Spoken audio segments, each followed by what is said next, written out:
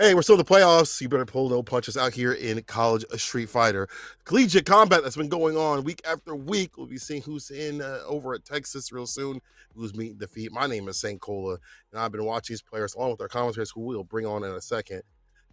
Go blow after blow, toe to toe, in these great Street Fighter matches that we've had thus far. And they're playing for not only a spot over Texas, but a big portion of that $45,000 prize pool that these Street Fighter players will be getting a cut from.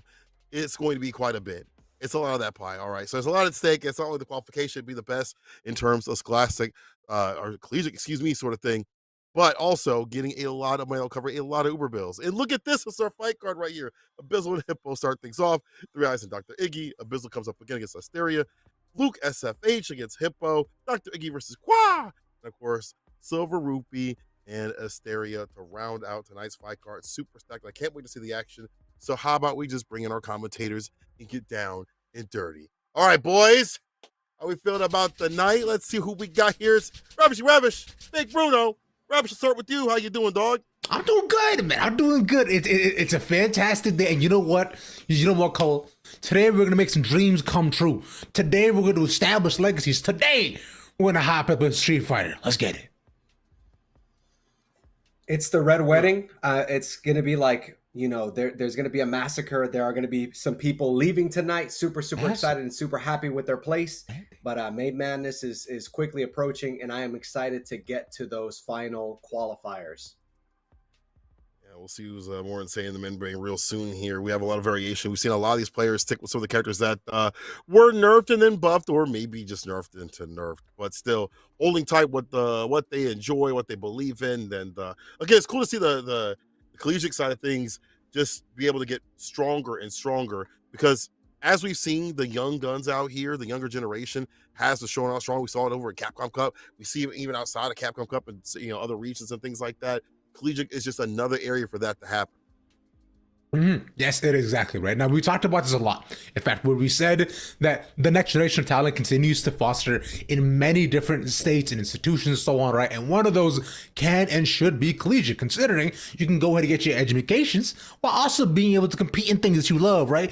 Go out, get to your locals, do your thing, but also then go and do pre-calc right afterwards. I don't know what you guys do in college, but the point is a balance can be struck in life, right? That's the most important part, and that's really cool to see. Plus, with great things like Pagoda and Collegiate Street Fighter being able to help y'all through, bro, why shouldn't we do this? What do you mean? It's sick. Another thing that I'm really excited about is the fact that Street Fighter and fighting games, like, they aren't typically offered at this level. So you don't see them all the time. You see the traditional esports, you see maybe Super Smash Brothers, but now even a player like Dr. Iggy has a lot of experience playing Super Smash Brothers at the highest levels, beating some of the top players over there, and then being able to transfer those skills and just demonstrate the fact that they are like a gamer. And it's really exciting to be on kind of the forefront of fighting games entering into this collegiate space. I think we actually have our gamers in here with us in the call. Let's see if we can get a chat with them and see how they're doing. Hippo's on the screen, and Bizzle, I see you in the back. We'll start with you, Hippo. How you doing? How you feeling? Yeah, how you feeling, man? I'm tired. I've not slept more than 1 hour, but that's okay. If there's Street Fighter play, I'm out here. Abyssal, how you doing? Doing good. How are you, Cola? Still tired. Still tired. Yeah, but you know what? I'm gonna have a little caffeine, but I'll be okay. I'll wake up once y'all start playing. So, Ravishing, and we got some questions for them. Go ahead. Mm-hmm. All right, no, Hippo, low. I'll start you up hot, bro. Real quick, yo. You first, man. Yo, Hippo, tell me, bro. If you were an anime character from any classic show, who would you be, bro? Who represents you? What screams you? I gotta say, man, Ippo, man. Yes, Ippo. All right. He's the challenger, man, and even when he's on top, he still has to feel like the underdog to play right. So I mean, I'm always taking on greater heights. What can I say? W call. Man, what if I didn't watch anime, bro? That's all I gotta say. Then you be whack, but that's how we know you. Yeah, you be lame as hell. Yeah. You're right. Yeah, I bet it's the same question. I'm gonna have to go with Cell on this one. Always trying to be on the top, but always trying to looking to improve. Okay. All right. So So I guess we're not perfect still just yet. We still sell. All right, respect. I Not like just it. yet, but we're getting there. That's right. We like to see always improving. All right, I'm good. All Bro. right. I got my actions. I'm hyped. I got the same question for both of y'all. Given that tonight we are going to be crowning the 4 qualifiers for May Madness, playing with some stakes on the line, how does that affect your gameplay? Does it affect your gameplay at all? Hippo, you go first. Well, if I wasn't going to every other game with the same exact stakes on the line, then I'd be doing a disservice to every other competitor. From day one of this 3-week, second stage with the second pool of people, their stakes were always there. And I flopped the first day, and I really felt the stakes heightened up for me because then I had to play perfectly for the rest. So I'm gonna keep that mentality going to this next day, this last day even. Love it. Abyssal, how does it feel playing with some stakes on the line? It always builds my competitive drive. I've been competing since the game came out, and I think this has just been such a great opportunity to show what I can do and show the people what a $1 million character can do. Woo! $1 million character. You a lion. JP is still strong. I'm jealous. But so is Bison. You know what? Speaking of stakes, I'm hungry to see y'all play. So why don't y'all just get on out of there and get into the Battle Hub or Battle Lounge, and get the play in. All right. Have fun and good luck. Yeah. All right. JP versus Bison. Definitely in favor of Bison. I feel his neutral just really good.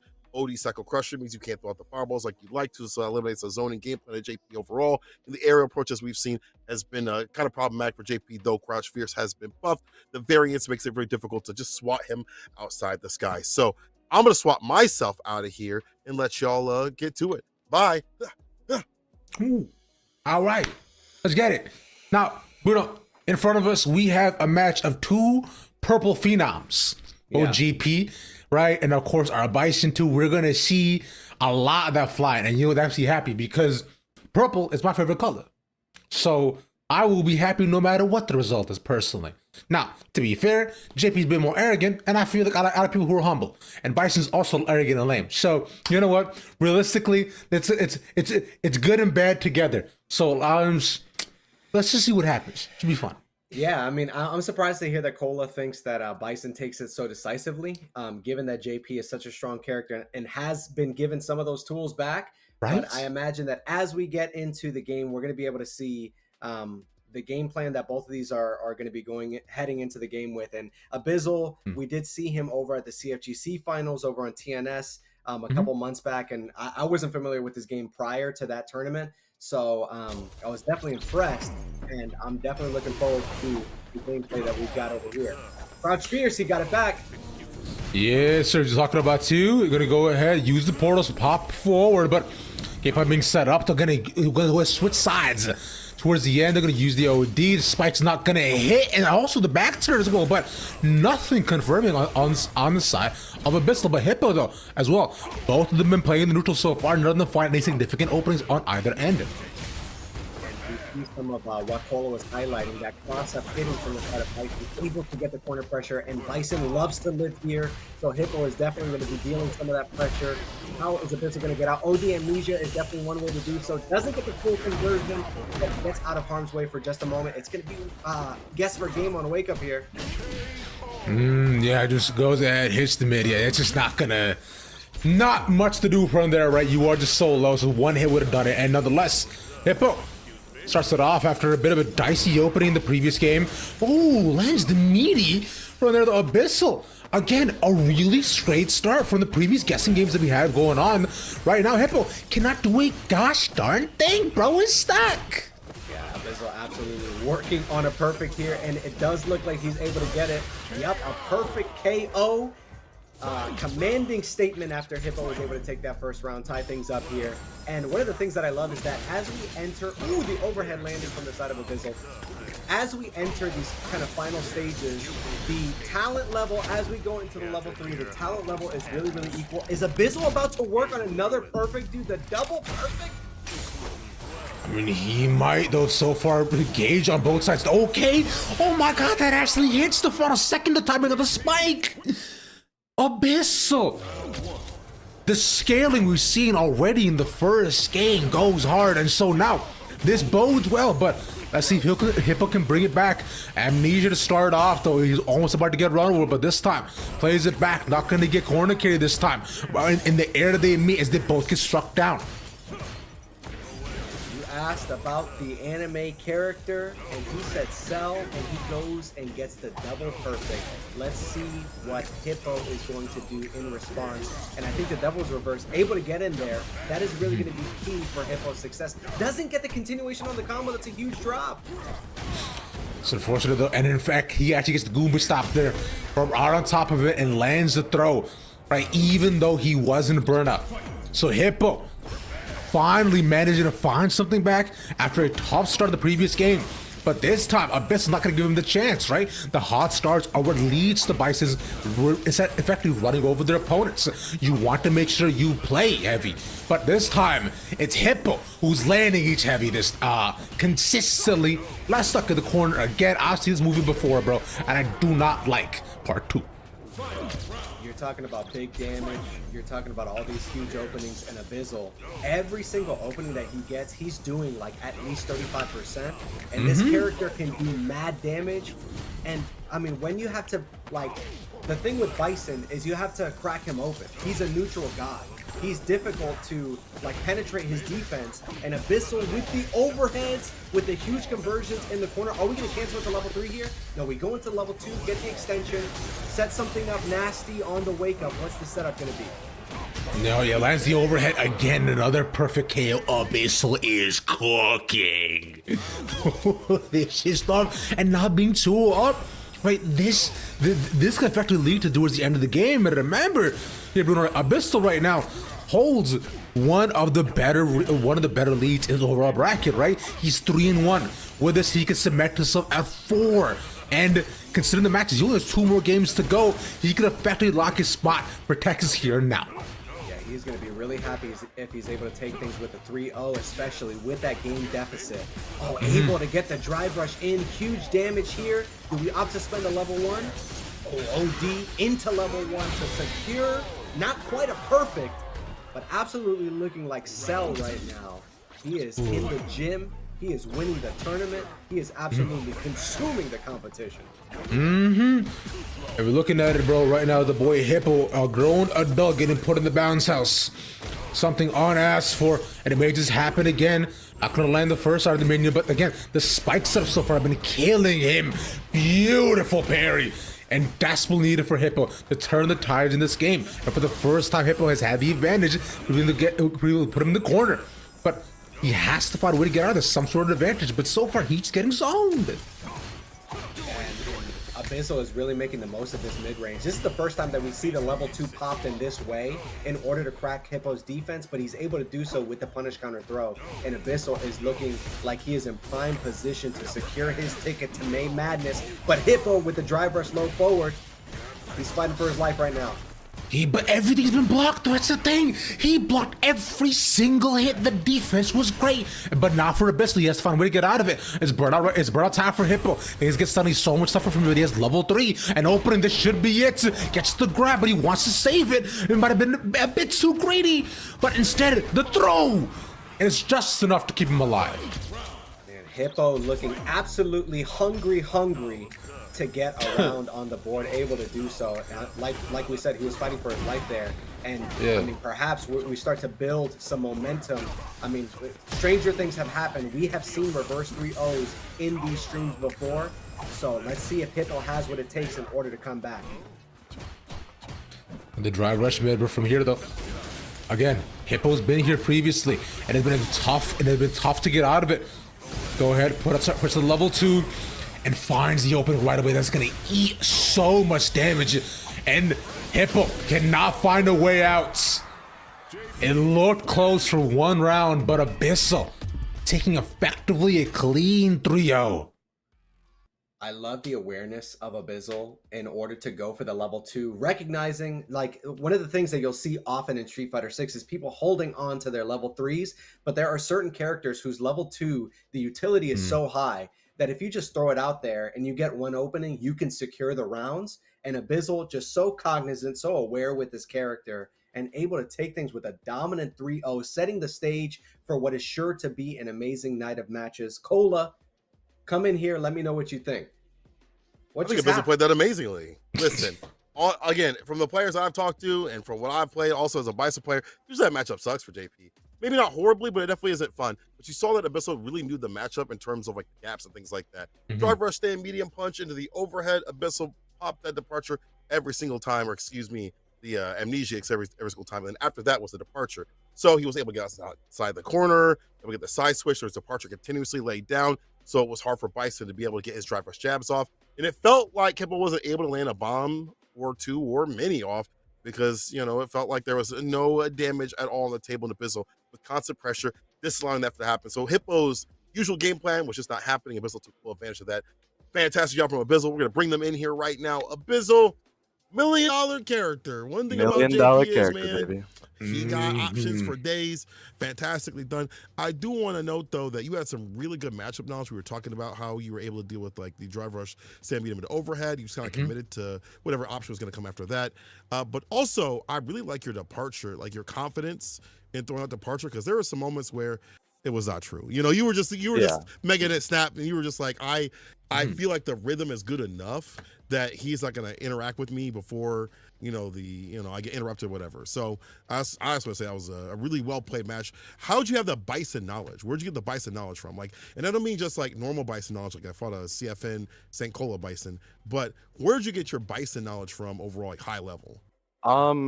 I kind of look to watching like high level replays from other high level JP and Bison players. So I like to watch a lot of like Kakaru versus Hot Dog 29. Those are like the two matches that I typically watch. And then there's other people like Problem X and Juicy Joe out there who I study. And it's after the first round, I kind of realized that he's playing like a pretty passive Bison. And in my head, there was a mental shift because I was playing pretty aggressive.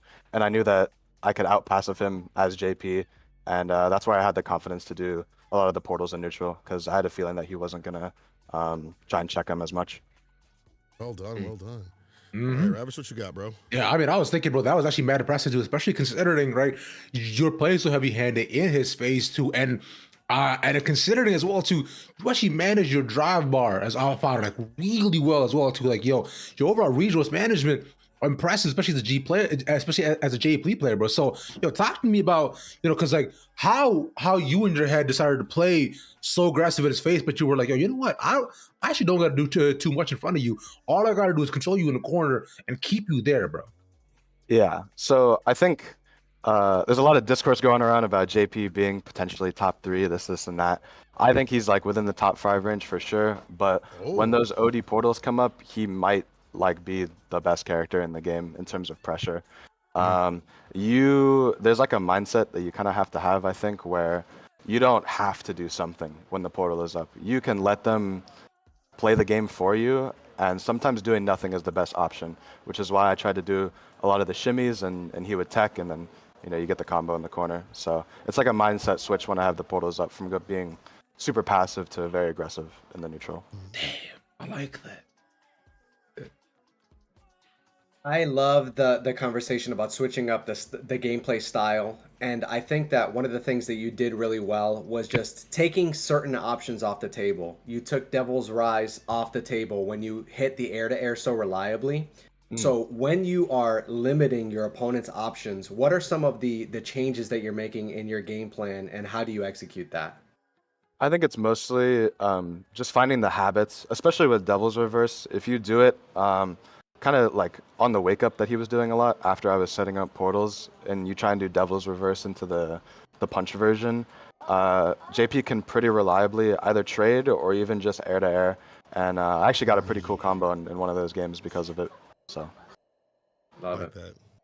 that. Well, really good stuff. Your JP is amazing. Your belief that he's top 5 is actually kind of wild, because I always hear like top 7 and stuff like that. But you know what? Whatever you believe is going to take you to a top spot, the way you're handling that character, piloting him, you might as well be one of the greats out here. Also, do you watch Take Piano? I think that's his name. He's like a Japanese... Take. He's like he's such an interesting JP player to me. I think he has like one of the most unique styles of JP, especially when it comes to level 2. He kind of just throws it out there like for no reason, or at least in my eyes it looks like it's for no reason, but he's winning up there in Japan, and he's like 2400 MR like every season. So I'm trying to be like him, I guess.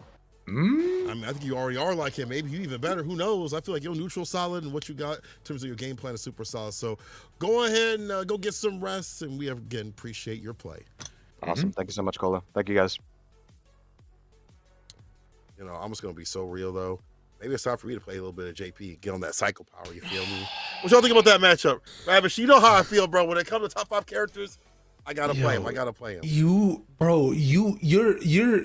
name might as well be, bro, same bandwagon, bro, because just the way you hop on every single decent Rising character, right? Every time.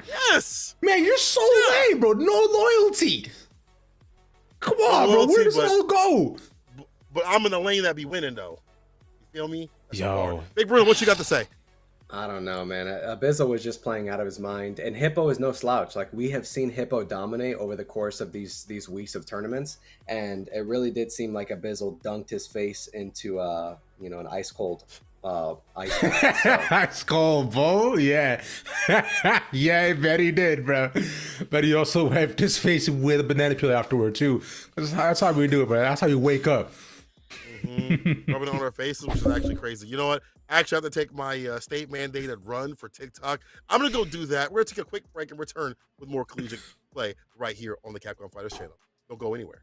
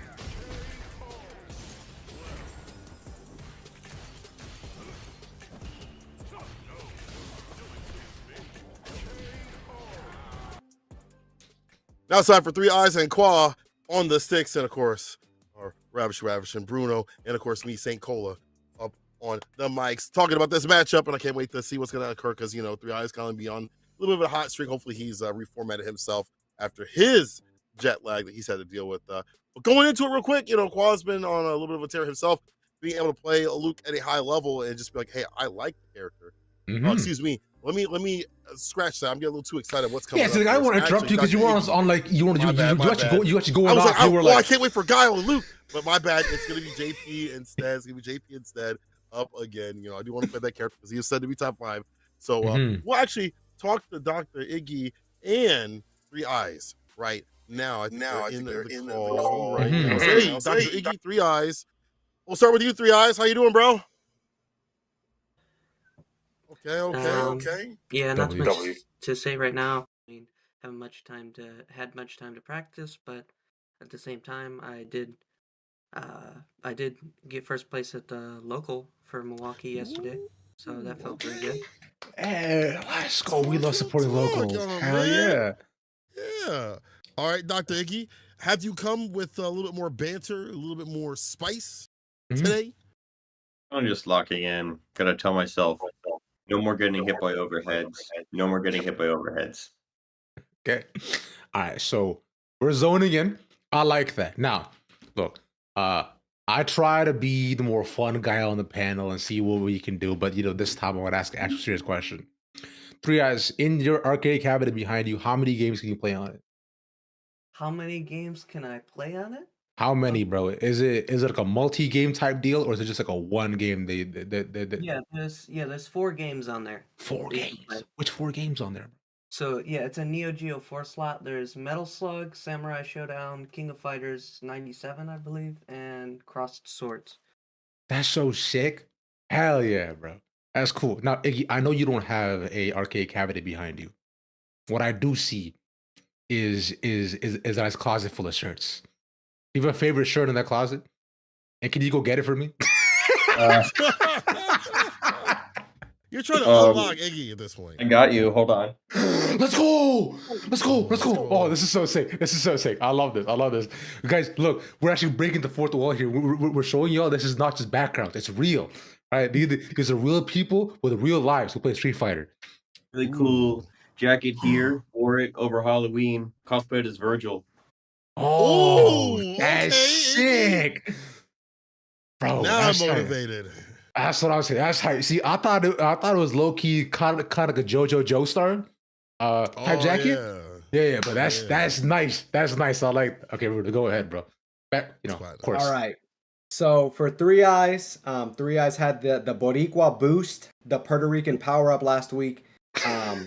So you obviously did really well in your matches, was happy with your performance. How are you going to build upon that success? Do you feel confident today? And then I'll pose the question to Dr. Iggy a different way. So I wouldn't say confident. I always kind of try and bring a different mindset every time I go into a new game, right? And I think that it's very easy for me to get over my bounds and expect things to happen. I think I was saying that last time. So I'm just trying to come in here empty head, right? Say, I know what JP wants to do and I know how to beat it, right? I'm going to study those things. And if I did my due diligence, then I'm going to be able to win. I love that. Okay. And Dr. Iggy, one of the things that I noticed prior to the stream was the fact that you are kind of juggling multiple titles, like Super Smash Bros. Ultimate and then Street Fighter 6. How do you translate? Is it easy to translate your skills between games, or do you find that process difficult?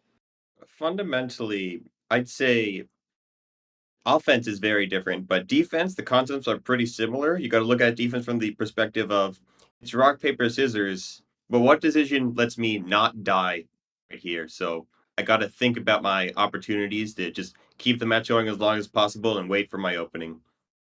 I love that. Oh yeah, fire answers. Now I just want to see some fire gameplay. I can't lie, bro. Let's leave the talking to the table, okay? Let's go to the streets. All right, boys, have at it. Give us some good matches and good luck. Thank you. All right. Again, Guile versus JP, a matchup that JP actually does pretty well in. This is one of those that JP players love to see. They can out projectile the likes of Guile, which is a very big rarity in the series of Street Fighter. You definitely cook him up there. But of course, 3Eyes has definitely been doing his due diligence. We saw him fight Luke, and he has been studying that matchup. He definitely studies a lot, still on matchups that are not so good for him. However, Iggy, you know, with that spicy overcoat, though, I don't know, bro. He might be doing some damage out here. So I'm going to skedaddle and watch from the sidelines. Bye. Bye. Man, Cole's not wrong. That coat, nice. But also on the other end, bro, set up behind him, arcade cabinet, dark room, basement. He said he needed to lock in. And there's no better way than to do that. He just has like one of those like really small basement lights too, right? So he is like, it's just really all eyes on him type beat. Let's get into it. All right. And as Cola mentioned, this is a matchup where most Guiles, if they have a different character, they will tend to go this character. But I like the way that 3Eyes is playing it so far. Just kind of playing at the mid-range. We're not going to go for the flash kick, but we're still going to get the anti-air reliably. And let's see what Dr. Iggy is going to be able to do in order to quell some of this offensive pressure from 3Eyes. Yes, sir. I'm going to be looking to see a lot of, like you're saying, right? What he does in terms of counter activity against Dr. Iggy, and to see what openings he can find, because Guile can be a character which I know a lot of people say that they don't like playing up against, right? But a lot of different matchups if you ask a lot of mains. But right now, Dr. Iggy maintaining his stance is doing okay.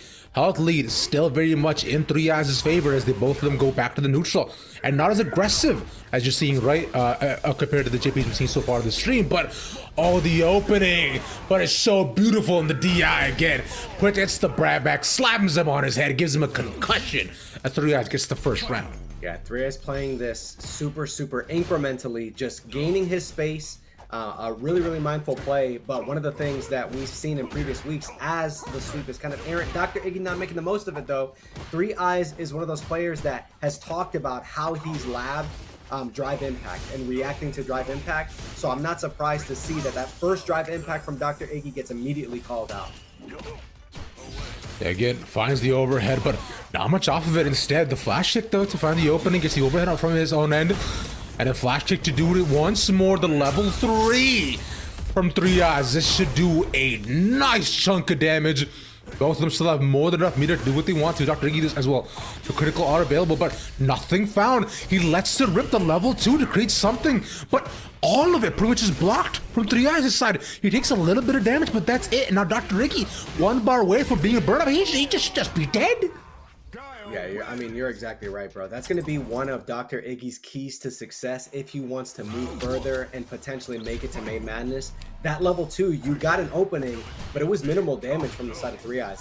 It's the kind of thing where you're like, all right, I'm not too worried about that. And then he keeps on aggressing. 3Eyes is not throwing that many booms. These are like some of the first booms that we see so far, but he's just taking his space. JP is a character that dominates space, and if you're conceding it, then 3Eyes is going to be able to make the most of it. We see actually 3Eyes, interesting enough, right? He's trying to hit a lot of these highs, but to see if he can catch Dr. Iggy off guard. But he instead though gonna use the jump over. Finally gonna let himself front and center in front of him, so wants to create the space where he can. But both of them, raw jump back, get off me, but 3Eyes still controlling the pace of the game as both of them playing a very defensive style Street Fighter. Yeah, and jump-ins, like if you land a jump-in successfully and you get an attack, you get massive damage. So you're incentivized to do that as a player. So I suspect that's why we saw Dr. Iggy jump into the corner, but now you're getting throw looped. You conceded the corner to 3Eyes, who's able to make the most of it, who gets the drive impact reliably. That is certainly going to be the round for 3Eyes. But if you're going to concede that space, then you better not do it against someone that is so quick to react to DI, so dominant with the offensive pressure, knows all of the strings and the routes that he wants to go for. So definitely some things to tighten up if you're Dr. Iggy. And that's the second time 3Eyes has been able to get that on reaction too. So when he said he was looking to lock in, he was not lying about it in the slightest. But so far from here, try rushing and throw looping him 4 times in a row is crazy. But the fact that it's working is the crazier part. Gets the low and the overhead, but from here, the good amnesia to get him away. And now from here, Dr. Iggy, he has to be able to execute JP's game plan. Let's see what he gets done. Level 3 to start off. Yeah, I think that's a really good spend because he was so close to hitting that burnout. Now he is healthy with drive gauge. He has ate his veggies, and now he's forced burnout from the side of Three Eyes. This is definitely what you want to see if you're a Dr. Iggy fan. Keeping Three Eyes at bay. Sorry. Exactly, right? Because especially considering that Three Eyes has been playing so defensively, right? It's he's been looking more so to play on the counter activity for Dr. Iggy's playstyle. And so from there, being a burnout just left him just crawling, chipped down, and dead by the end of it, Bruno. And a really solid performance from Dr. Iggy. Had to spend level 3 to do so, and that's something that you want to kind of be mindful of. The fact that you had to use so many resources in order to get around on the board. But if Dr. Iggy is able to get out of the corner and keep that pressure, gets the cross up and able to get that corner. Oh, but the command grab has not worked so far in this set. I think we've seen it one time before. Ooh, into level 3. Will it kill? I mean, that is massive damage, bro. Does this kill?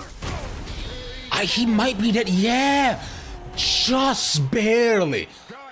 Dr. Iggy, sorry, Three Eyes securing that game on a sliver of health at that level 3, just enough, and a 2-0 up on Iggy. Seems like the jacket may not be enough to swag right now. He needs to lock in himself. Those double lows to knock him off his guard, and the grab again to push him into the corner. Dr. Iggy has barely seen the second end of any of these stages. Bro's living his life on 50-50. We are on the west side 90% of the time, canceling into the level 1. And Three Eyes, I mean, but we have seen that sweep, and that is incredibly punishable. We haven't seen Dr. Iggy make the most of it or counter with sweep himself.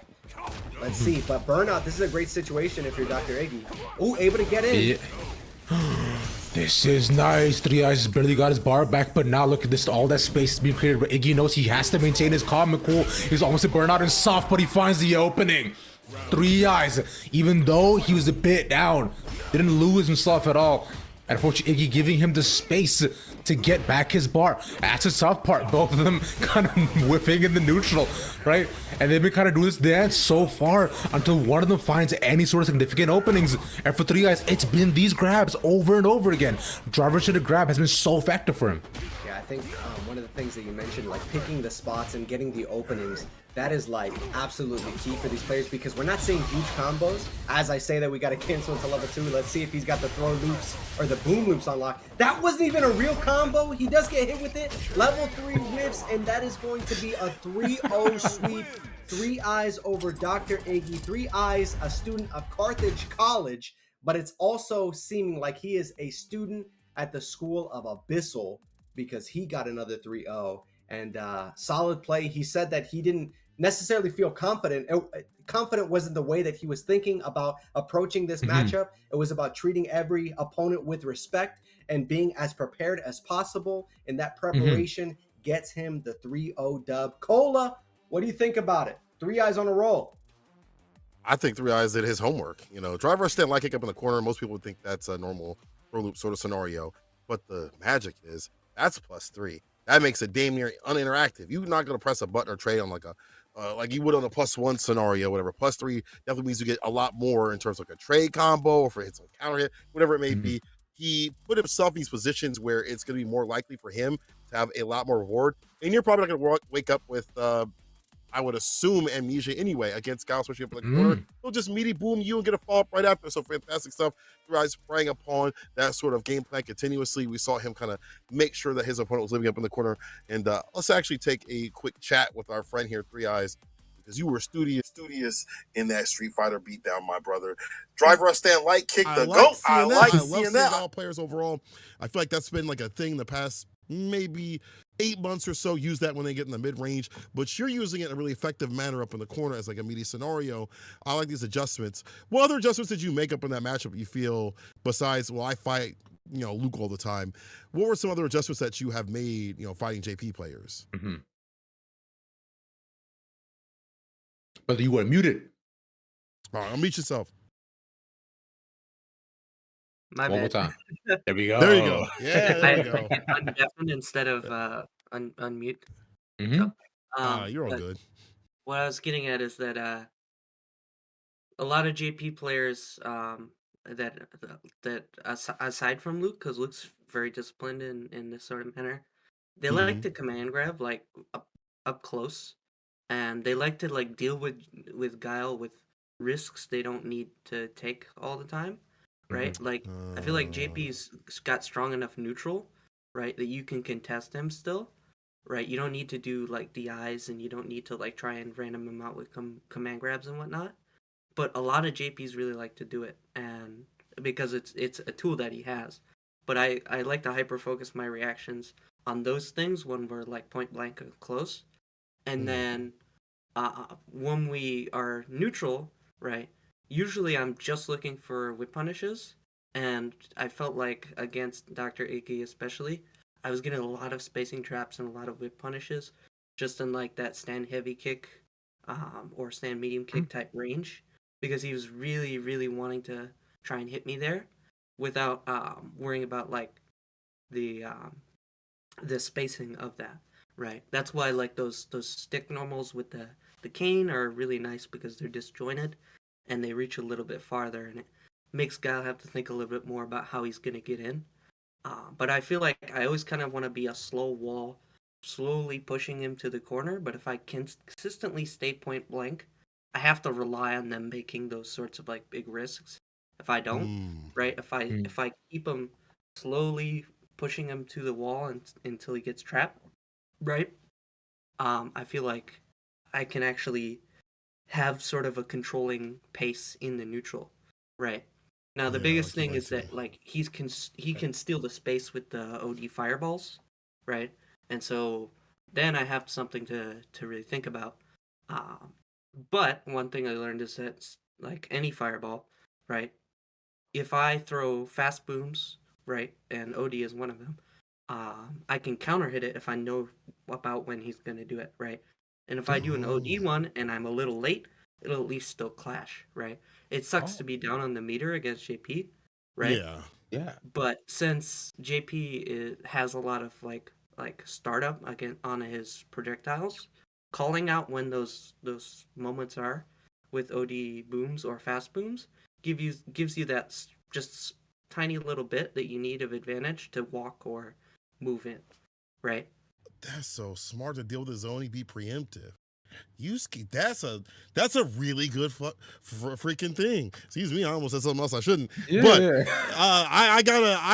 I'm very shocked that you even. I don't think most God players even think that deep. They're like, well, I pray I get like a back fist or a drive rush button. Jesus, good stuff, Three Eyes. All right, Ravish, let's go ahead. That was so well thought and insightful. I was like, man, anything else asked after this will just be lame.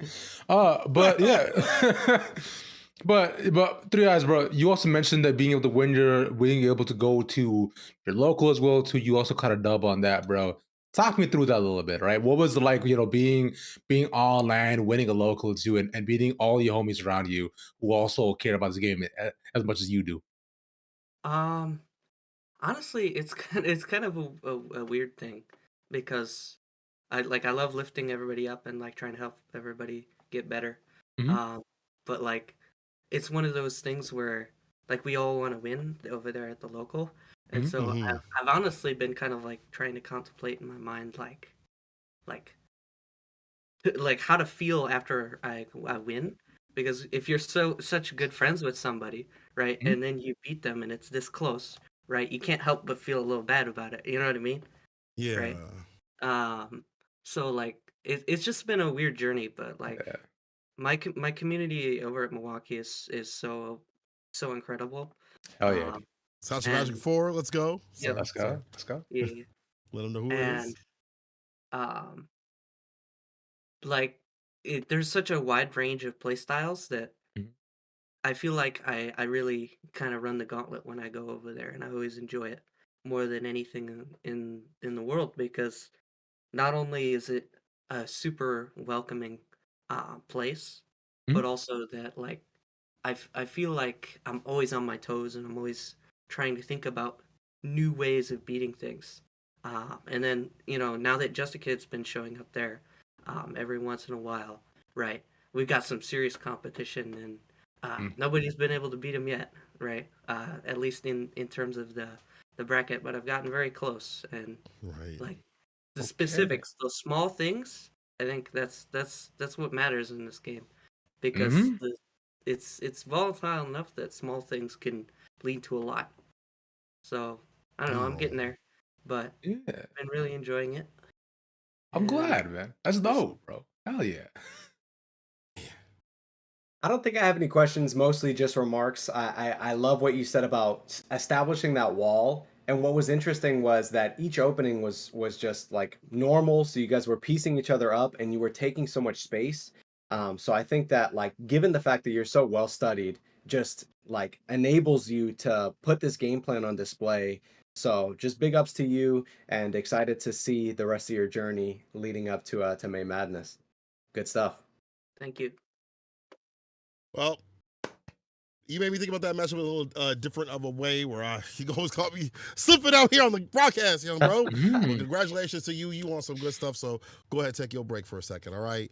Have a good night. You too.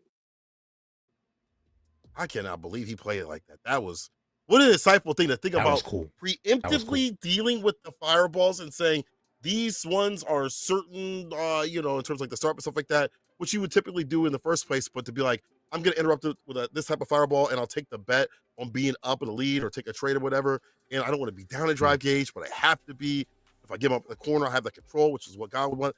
I love matchups just in general, like the particulars between that. And I love that these players are studying these things, which they have to. He's right. You have to have these small, minute things that lead to a lot in Street Fighter 6. Yes, they do, brother. Like you was saying, like, even playing up against players like Just a Kid, right? Just it's the minutia in there too. He hasn't been able to get him just yet, but the way things about the game, I think the kid might get there sooner rather than later for sure. Yeah, what he said about switching up the mindset, like depending on the ranges, when he was up close and personal, he was waiting for the DI, he was waiting for the command grab, he was waiting for some of these options that JPs tend to go for. It really speaks to the fact that as a player, you're sometimes in anti-air mode, you're in whiff punish mode, and to hear that he is so studied in his matchups that depending on the distance on in the stage, he is changing and vacillating between these modes just makes him the player that he is. So really cool to see. Well, before we hit the break, people, again, I gotta give a shout out to his local Magic 4. If you're in the area, go show up. They got a lot of heavy hitters out there, a lot of great players. As every local is amazing, that one is too. Now, let's take a quick break and return with more College Street Fighter after this.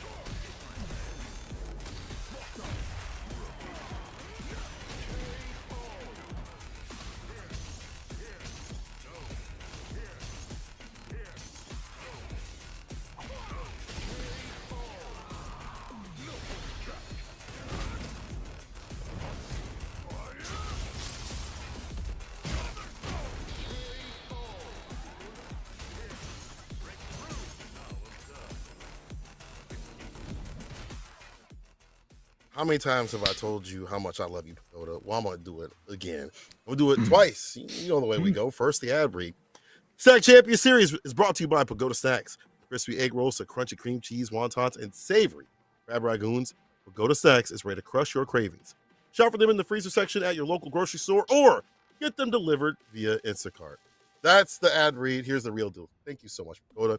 You could be out there with the big dogs, the big tournaments, but you're out here helping the collegiate streets, and we thank you so much for that. Also, we see you at all the tournaments and hope to see you at all the tournaments this year at CPT. Hope we see you in person and you crunch our cravings out there, because I know I'd be going to y'all, your stall and stuff like that, getting some free wontons and free everything that you guys got out there. So thank you so much for making so I don't have to spend money.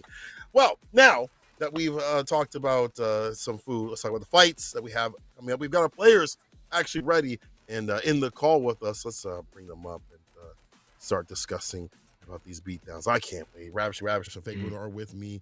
Actually, I'm gonna let Ravish first of all talk to Asteria. We also have Abyssal too as well. Ravish, questions you got? You said my name 4 times. It's almost so make sure you square know. away, bro. It's all right, but broski, it's very good to see you back, man. Yo, firstly, look, I know people usually start off with like, how you doing, how you feel. None of that right now, bro. You wear the turtleneck underneath right now. You look like you dripped out. You look classy, bro. Explain to me about the choice today, man. You look warm. Yeah, I mean, I've been wearing my jersey usually. I figured today I'll go with the kind of like player jacket. It's pretty comfy, I'll be honest. It's a nice loose fit. I like it, yeah. Okay, all right, I respect it. Now, would you say that you're both warm and drippy, Asteria? Would you describe yourself as that? Yeah. Yeah, today I would say I'm pretty warm and drippy, Okay. Let's go. Abyssal. Abyssal. What about Abyssal? I want to say Abyssal. Now I know we can't see your fit, bro. Would you say that right now your room is a flood with how much you dripping, bro? I'm in the esports facility of my college right now, and it's pretty nice, but it is freezing cold in here. So. That's probably because of all the ice you got on, right? Yeah, exactly. You see, this guy gets it. The bust down, bro. I get it, man. I get it. Bro's got a condo on his wrist. Let's get it, Bruno. What's up? Asteria, I imagine that that the placing currently is not what you'd hoped, but how do you approach the rest of these matches? I know you have like a learning mindset, and you've talked about how you play with Luke SFH. And just trying to improve continually. So how do you approach that moving forward, and how is that going to affect your future competitive experience? Yeah, I mean, going into these like next matches for the last ones for round 2 of the group stage, I'm just here to do my best. I'm here for the love of the game. I'm here to try my best and hopefully cause some chaos if possible in the standings with some people, do some gatekeeping. But yeah, I mean, I'm here for the love of the game. I'm just here to do my best, and if I fall short, then I can learn from that and then come back stronger. I love it. And Abyssal, given that you are really close to qualifying for May Madness, do those stakes intimidate you? How does that affect your gameplay? I'm just here to play the game, here to enjoy Street Fighter 6. It's brought me a lot of happiness and success in the past 1.5 years, 2 years that it's been out. So I'm just here for the love of the game as well. That's beautiful. Wow. I love that. Happiness, success, and bust downs too. Sky has it all, bro. I love that, man. Cole, I don't know if you have questions for him. I'm good. I'm satisfied.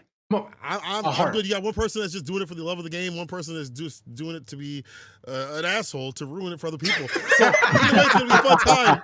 I'm having a great time watching. Y'all go on and get to the streets and go fight. Go get on. See you guys. Yeah.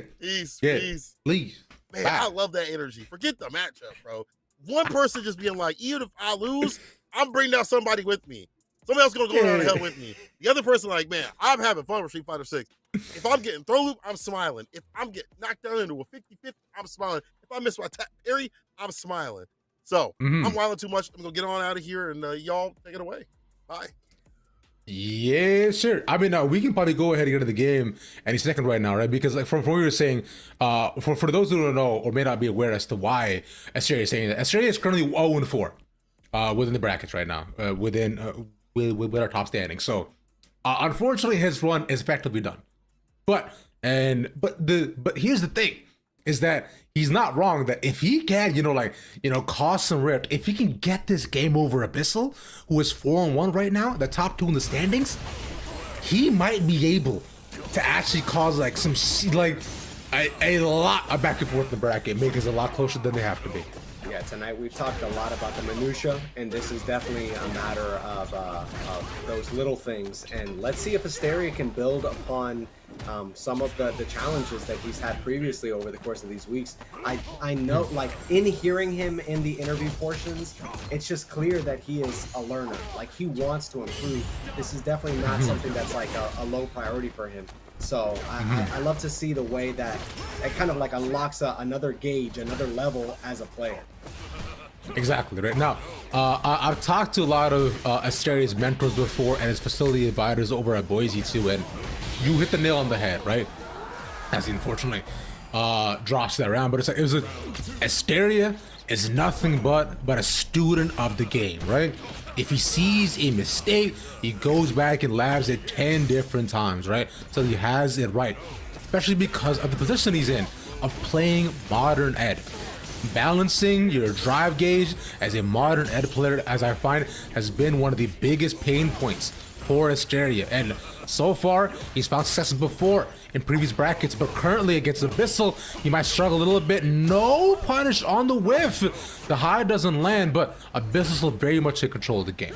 Yeah, that it is absolutely control, and the OD DP on Wake Up does prevent that perfect from occurring from the side of Abyssal, but Abyssal just the entire night, level 2, let's see if he's able to get an opening here. Does he go low? Kind of just mixing him up, keeping him on his toes, forcing the burnout soon here, going through the portal, and that punish counter throw is going to be game 1 for Abyssal. Abyssal has been in the driver's seat every single game and every single set that we've seen so far. This JP has come to play. He is playing like there's $1 million on the line. And let's see what Asteria can do, like tighten things up, make some adjustments. The thing with Ed is modern Ed loses a lot. And if you don't get those anti-airs reliably and consistently, this character is significantly deficient.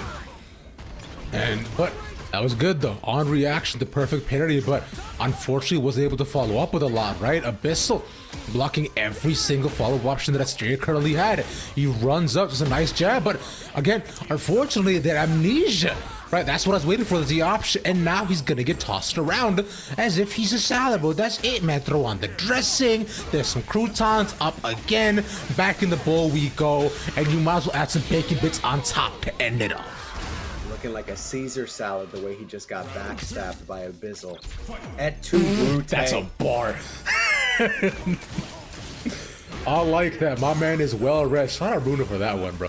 But yeah, that was nice. And this right here is about to get even better for Abyssal, right? He's not been able to lock him into the corner. Asteria, unfortunately, no option. He landed again with the amnesia. So he's forced into the block again. He's tossed back. Throw loop. Yes, sir.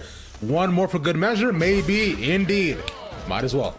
That's either the 4th or 5th perfect we've seen from Abyssal tonight. This guy's so nasty. And it's like a multi-layered approach. It is like multifaceted domination as Asteria is able to get a really great opening here. Baits out the tech, but doesn't make the most of it. Able to make the most of this, however. The OD amnesia does get baited out, and Asteria is working on a perfect of his own. Baits out the throw, but no punish. That's been twice now as well too that Abyssal has actually caught because of the throw. The spikes now lands, and again, right, he is low enough. He has level 1 only. This round can easily go to Asteria. Just a couple more things need to go right for him. But blocks all that, runs on a drive, and this is where things get really hard. We were talking about it before, being in burnout against the JP. That is a nightmare in and of its own, but he has to stay safe, but the chip might do it. Puts out the level 2. Asteria is so close, yet so far. Man, Asteria had some great defense up until that level 2 is popped, and then it's just like put the fries in the bag, bro. Like, nobody has good defense in burnout against JP's level 2. So Asteria was, establishing that life lead early on, but as we see Abyssal able to just gained so much momentum, so many setups, so many whiff punishes, such great neutral, such great fundamentals, and it's really the name of the game for him. Indeed it is. Pushes to level 2. This is the combo he's been working on as well too. Right, gets 3 hits off of that, being able to push Abyssal back, but again, we've been close to this before. Asteria this time on good standing, nice flicker. Gets the pop off from it too, and the damage, but the DI on reaction, Abyssal saw it all coming. He's played these games before. He's not gonna let it happen to him again.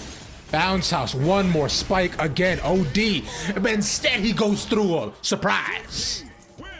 Abyssal is just a man possessed right now, dude. He is iced out, the bust down, Bust like down. bro is ready to go. That was like a 5-minute match, dude.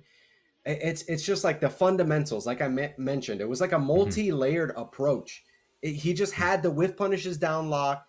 He had the setups ready, and Asteria had a couple of rounds where it seemed to go his way, but once JP was able to get one opening, Abyssal made the most of it, taking things and another perfect to the tally of perfects, 4 or 5 on the night. Cola, talk to me. What are you thinking about the JP gameplay that we're seeing from Abyssal? I'm thinking when you throw out 2 DIs trying to find something, anything, that's how you know the opponent frustrated as hell. They mad as hell. I would be too, honestly, Asteria. I feel you, because Abyssal out of his dang mind today. Not only previously, but obviously in this match that we just saw. Pure knockdown, pure pressure continuously right after with the departures, as you would expect. Pierces and the damage potential just through the roof. Just it feels like there are a lot of moments where Abyssal just gets way more off the interactions that he gets off than Asteria does. And that's a good bonus things you mentioned. A perfect pair of the drive rush up, light punch. That was great to start things off.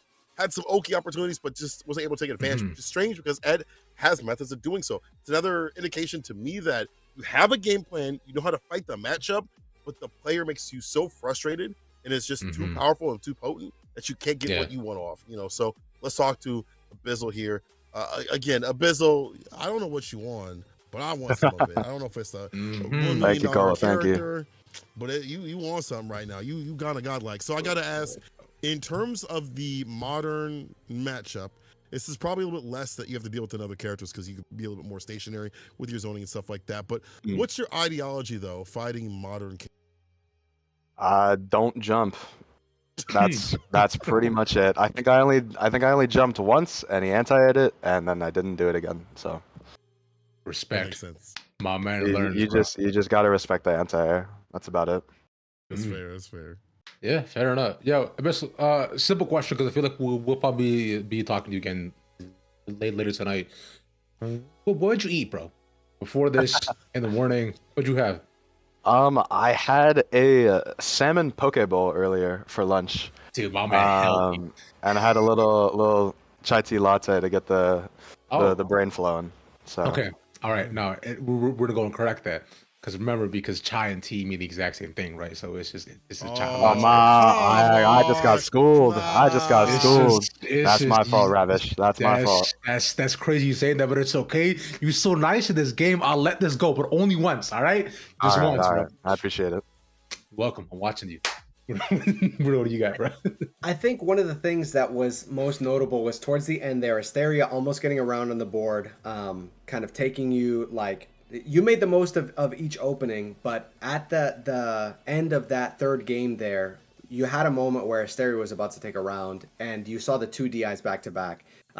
It feels like, although you have a dominating performance, you've built a lot of momentum, you're still susceptible to that scramble. So what do you do mentally and as a player to weather those scramble situations? I think a lot of it, especially when it comes to JP, is just always have your drive gauge in mind.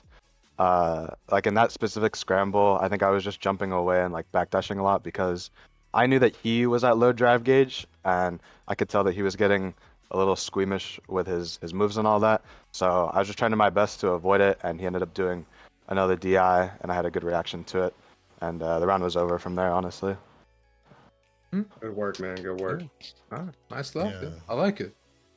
your JP is a good mix of everything that you should have with that character. Good zoning, good footsies, good neutral, and good frustration to make players off their game. And again, your departures that you just slip in are next level. The fact that you're able to get those off in the middle of battle when it's not really the right time because you can get interrupted or you're not really too much startup or too much recovery, you're still able to just slip those in and they're like, wait, what happened? What's up there? They got the meme with the guy looking up like that. Same way with you with those departures is next level. So keep that up. Your JP is looking ridiculous. I appreciate it, Cole. Thank you guys. Yeah. Good stuff, Have a brother. good one. You too. All right, let's add JP to the characters that I want to play. I'm just saying, y'all can start playing top tier. Okay, also, Bruno, don't even sit there and laugh. Because don't you play Rashid, bro? Hold up. Wait. Let's talk about top tiers here. Hold on now. Bruno, I have don't been you in play Rashid, perfect bro? silence. I have neither been for nor against your appeal to play JP. I'm with you, bro. Go top tier. I went from Okay, I was Ryu making sure, I was to making sure. Rashid. I'm with you. I'm making sure. You see Guys this are all one. fake, bro. Fake. How are we think? Fake. We just Our okay. man- You go to work and ask for more work. Oh, please, boss, give me more work. Hold I no, finished up myself. bro. I clock into the same job every day, bro. I know what I get into, and I'm gonna do anything more, anything less. You know, cause why? You know why? I'm loyal. I'm humble, ladies. What's up? I'm monogamous. What's going on? You did not just sell yourself. Okay, bro. This man. I've not switched from Marisa since day one. You know what? There's a patch coming up at some eventual point. We don't know when it is, but it'll be a patch coming up. I'm sure that will make her better, and then we'll all be Marisa players. But until Y'all then, bad, Gladius. enjoy this break. When we come back, we'll debate even more who's top tier out here on this College Street Fighter champ. She's so bad.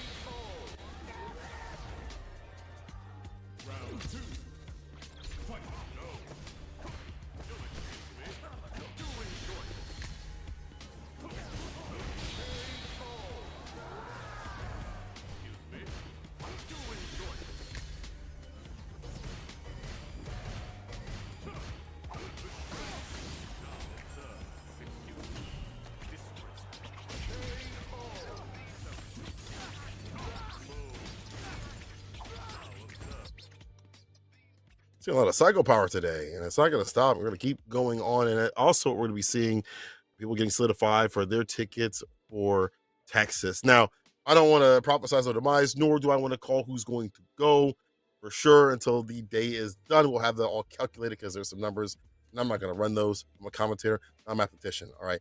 But what I am going to do is intro these new two competitors up here for our interview, talk to them for a little bit before we get going. Let's bring them on in here. Let's bring our boys in here. Luke, Hippo. First of all, Luke, how you doing?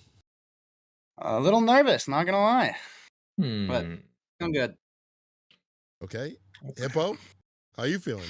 I mean, I gotta be nervous too, man. Bruno, you asked earlier about the stakes. This one's the one. I don't know if y'all looked at the standings, but this one's the one that for everything. Yeah. So a little bit more nervous. Yeah. You guys are both 3-3 right now. Mm-hmm. Right, that's it. So, which is like, it's like this match really can decide a lot of things. And with the spirit of competition, I'm going to ask y'all a question.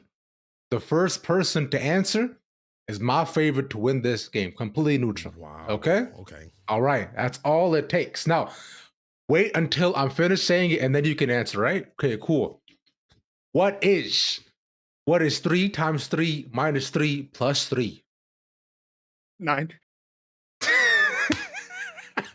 There you go. It is in fact 9. That's right.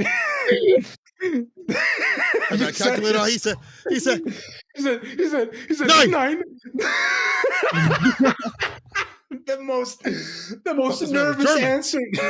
I'm crying, bro. Oh, come on, I'm doing like shapes right now, man. I know. You know what, man? I'm See, this look. college education. Come on, man. I gotta go on to the Street Fighter thing, man. Hey, brother, I just want y'all to get your minds working, get y'all on your toes real quick, and take a load off, bro. It's okay, man. I know stakes are high, but at the end of the day, this is a game. Y'all have fun with the deal thing. Try to win. Simple as that. What's up? We got to reach out to UTA's the club leaders to check your grades, bro, because we're cooked right now. All right, given that there is a lot on the line right now for this match, I want to speak to the stakes, but also just the experience of collegiate Street Fighter as a whole. Like, as this thing is culminating and coming to an end, resulting in May Madness, how has your experience, Luke, been in collegiate Street Fighter as a whole so far? Well, I mean, it's been a ton of fun. Like I made a lot of friends through it. I think it's helped me improve a lot. And having like at least for like the other leagues, like we got like every week we have some matches, which really helps you kind of stay on top of it. You can't get too rusty. So it's been a lot of fun. Hippo, what about you? Same thing, man. Lots of fun. Lots of chances to compete in high tense situation, stuff like that. Stuff you don't get in normal online brackets where you go into winners, you lose, you log out for. You got to play the whole entire thing all through, and it's tough to represent your school and other people that are on your side as well. It's really fun, and collegiate sports as a whole is really cool, and collegiate esports really cool as well. So Street Fighter walking in here, taking its stay, it's nice. Love it. Well, you know what's really cool? This match coming up. I just want to see y'all fight at this point. I know y'all both nervous as hell. I just want to see who comes out the victor at this point because I'm sitting back, chilling, having a good time, watching with my popcorn. All right, y'all have fun and good luck, boys. Appreciate fun. it. Thank you. May the best fan win. Mhm. All right. This is the best part. As Yipes would say, we got the best seats in the house. As commentators, we get to be watching and yeah, get him. Yeah. His ass. Yeah. Love this part. Yeah, sure. I love this so much. I'm gonna go get my popcorn and I'll leave it to y'all. Have fun. Bye. Yeah. I would have thought Cola would have said to go actually get his pagoda instead, but clearly he don't love you how I love you, pagoda. Me personally, I eat 7 egg rolls a day, and you know what? That's just a snack. Y'all understand? You don't dunk your face in an ice bath. You just dunk it into a pagoda, like a bowl full of pagoda. And egg all rolls. the egg rolls, bro. All the oil gets on my face. My skin is terrible. Bro, I'm worried that you scrambled Hippo's wires. Like, you had him so tense trying to answer that simple arithmetic, I'm like, and Luke was just like hands off. He's like, bro, I'm not even gonna. He's calm. Bro, I've never seen a man more nervous when saying the number 9 before. Just, it was so funny. But let's go ahead and hop into it as well. We got Luke SFH versus Hippo back once again. The battle of the purple between the two. OD Cycle Crusher throw. Get back there. Luke already in burnout. Oh no, but he's still okay. Yeah, and characters with an answer to drive impact in burnout, those are characters with a lot of tools in the toolkit. JP, we saw avoiding the drive impact with that amnesia. Hippo mounting a lot of pressure here. No crouch fears from the side of Luke SFH. The OD amnesia does land, however. I mean, this is a high stakes match. This matters a lot in terms of May Madness and who's going to be going. So I'm sure that these two are really tense right now. Yeah. I mean, we saw that. I remember 3-3. So if you manage to make it up here, you are able to have a little bit of breathing room. But that's the thing. It's only a bit, right? Nonetheless, what happened to the two of them? Hippo stuck in the corner, trying to find one opening, just drive rush across the screen. Caesar kick OD plans him down, both of them at a sliver of health. And the first round just barely gets decided, but the spikes underneath. Luke finds the timing and maybe a small bit of pressure laid off his chest, but it's not even the first game yet. Yeah, 100%. And that penultimate interaction, Hippo had the round, could have canceled into super, chose not to, maybe wanting to bring it into what could have been his final round, but now Luke SFH is up and Hippo is playing from behind. Indeed he is. Puts out the amnesia just to create some space between the two of them. Gets the grab off though, but from here, Hippo actually gets the devil reversal as well. So from here, it clears the space, and this is cool, right? We talked about before how Bison can be a tough matchup for JP, right? But previously we seen how Abyssal played it, was very forward and kind of just abusing all of the spaces that Bison has. But right now the space, speaking of which, the opening, that's huge. Hippo, level 3, lets it rip and gets the round for himself. And the tables have turned. What the errant interaction from Hippo, conceding the round to Luke SFH, and almost the same interaction. Level 2, he had the game. I think the nerves are on display, and it's going to be a war of attrition here. And Luke SFH, Hippo has some experience now with the JP, is familiar with the matchup, has played JP, you got to imagine, a million times with rank, but tonight has played Abyssal. But Luke SFH and Abyssal's game plan and style is so starkly different. I wonder if Hippo feels acclimated. I mean, he might, but one thing to remember, Abyssal said, is that you have to be able to use the timing with your double spikes, and that's how you would let the game be played for you as a JP, right? So for those times when you have the option, you can, and there it is, right? He's just trying to use as much of the timings. He used a double spike this time to pop him much closer. Hippo, life lead is going to be a bit tough to try to recover from this end, but as right now, level 1 built up, and level 2, level 3, sorry, I should say, for Luke SFH. So he's right now has every single bit of resource on his end, and with Hippo being this low, he just gets the jump overhead and takes the first round. Yeah, that long-reaching normal is enough for Luke SFH to take it. But one of the things that I think is really interesting there, although Luke SFH was able to take that first game, we saw full screen zoning from the side of JP. But Luke is kind of antsy playing that game for a long time. He goes to the portal and keeps it mid-screen. He isn't a more aggressive JP. But Hippo and M. Bison specifically really thrive at the mid to close range. So I wonder what adjustments we're going to be seeing from Hippo to thrive at that mid range, because Bison has so many plus frames, so many scenarios that work in his advantage. As I say that, Luke SFH dominating with a perfection KO. And I think all it took was one round, right? For them to be able to get a handle of each other, considering how slow they played it previously. Remember, right? They popped into this with a lot of pressure on their chest, right? Just thinking a lot about, like, this match is for super high stakes. But with Luke getting the first, he's much calmer. He knows he has room to play with. And so he's been able to ideally play a lot more comfortably, as you saw, with a perfect win. And so now he's controlled the pace of the game. Hippo still playing very defensive, not wanting to give much up, but because of that, he's just letting go of all the neutral, the pace of the game. And as Bison, this is where he's supposed to thrive. And unfortunately, he hasn't been able to find much of that.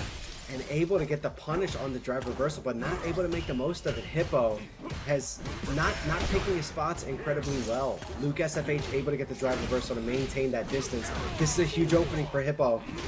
Cancel into some super level 1 to force the corner carry and get a really advantageous position on screen here. Hippo, able to get the opening. This is really huge. Yeah, just raw walks into it, unfortunately. Gets the grab again, now hit for Hippo. And it's probably huge. Oh! The bomb is enough, even though the actual throw missed, but it's fine. The timing is there. So Hippo does enough to delay and get himself back into the game, but it is just one for now. Let's see if Luke can bring this back, or if Hippo himself will also buy himself some time with the round. Really scary there. We saw the air-to-air from Luke SFH after Hippo went for the Devil's Reverse. OD, Spy Rog, or Spy Bog, is it? Forcing the pressure in the corner here. Oh, could have canceled into level 3, opts not to do it. Immediately going through the portal. And this is going to be like one situation. If you get one opening and you're Luke SFH, had the opening, but does not go into the cancel to level 3, not aware of the situation, playing with some nerves here. Level 3 on the side of both of these players. Yeah, even the Amnesia not hitting too, but for Hippo this time, the level 3 is most definitely an option. There it is, he gets it. Perfect timing as well too, as he lands himself in burnout, and should be able to put Luke SFH there as well too. No, just barely a sliver left alone, and there it goes, burnout imminent. Luke SFH has to use the CA to try to survive in this, but may not be able to. No opening, there it is. Level 3 pops it open, and instead, no, he pushed open the level 2, but just barely survives off of that. It's just enough. What's incredible? It's crazy. My goodness, man. The fact that both characters, like Hippo was on page in the best position, but against a character that has so many zoning tools, that has the projectiles and can threat, has the level 2, Luke SFH was able to take victory from the jaws of defeat. But now Hippo kind of building some pressure on in the corner here. This is exactly what M. Bison wants to do. But even though past the Amnesia as well, the second Amnesia again, using the scissor kick to actually get past it, and Hippo this time controlling the pace of the game. It seems as though that, like, he knows that he has to turn up here, so he's playing very forward, extremely aggressive, probably taking a deep breath, said 9 a couple of times, and now from here, Hippo, it is do or die, and he must do. He has no other choice. That's absolutely right. Able to get the drive reversal, a great punish this time, forcing the corner, and like you said, he is just absolutely turning up the offensive dial. And Hippo able to get the corner pressure, but Luke SFH is so great at scouting out those moments where he can get the counter hit. Was at risk of getting hit with the overhead, but choosing his timing correctly. He cancel the OD Psycho Crusher into the level 3, and it's not quite enough to kill, but it's going to put Hippo in a great position here to get a game on the board. It may just be enough though. Luke SFH again, a sliver of health remaining, has to play perfect to get out of this. And there's the level 3 option as well too. This kills. He does just enough, and both of them expended all the resources to get to this point. Luke SFH fighting to get to Texas, and Hippo, the fight to stay alive on his final breath, barely treading above water. Meanwhile, Luke is in a lifeboat. The water is leaking, and both of them need to get to shore. Who is going to be Rose and who is going to be Jack? Left to death.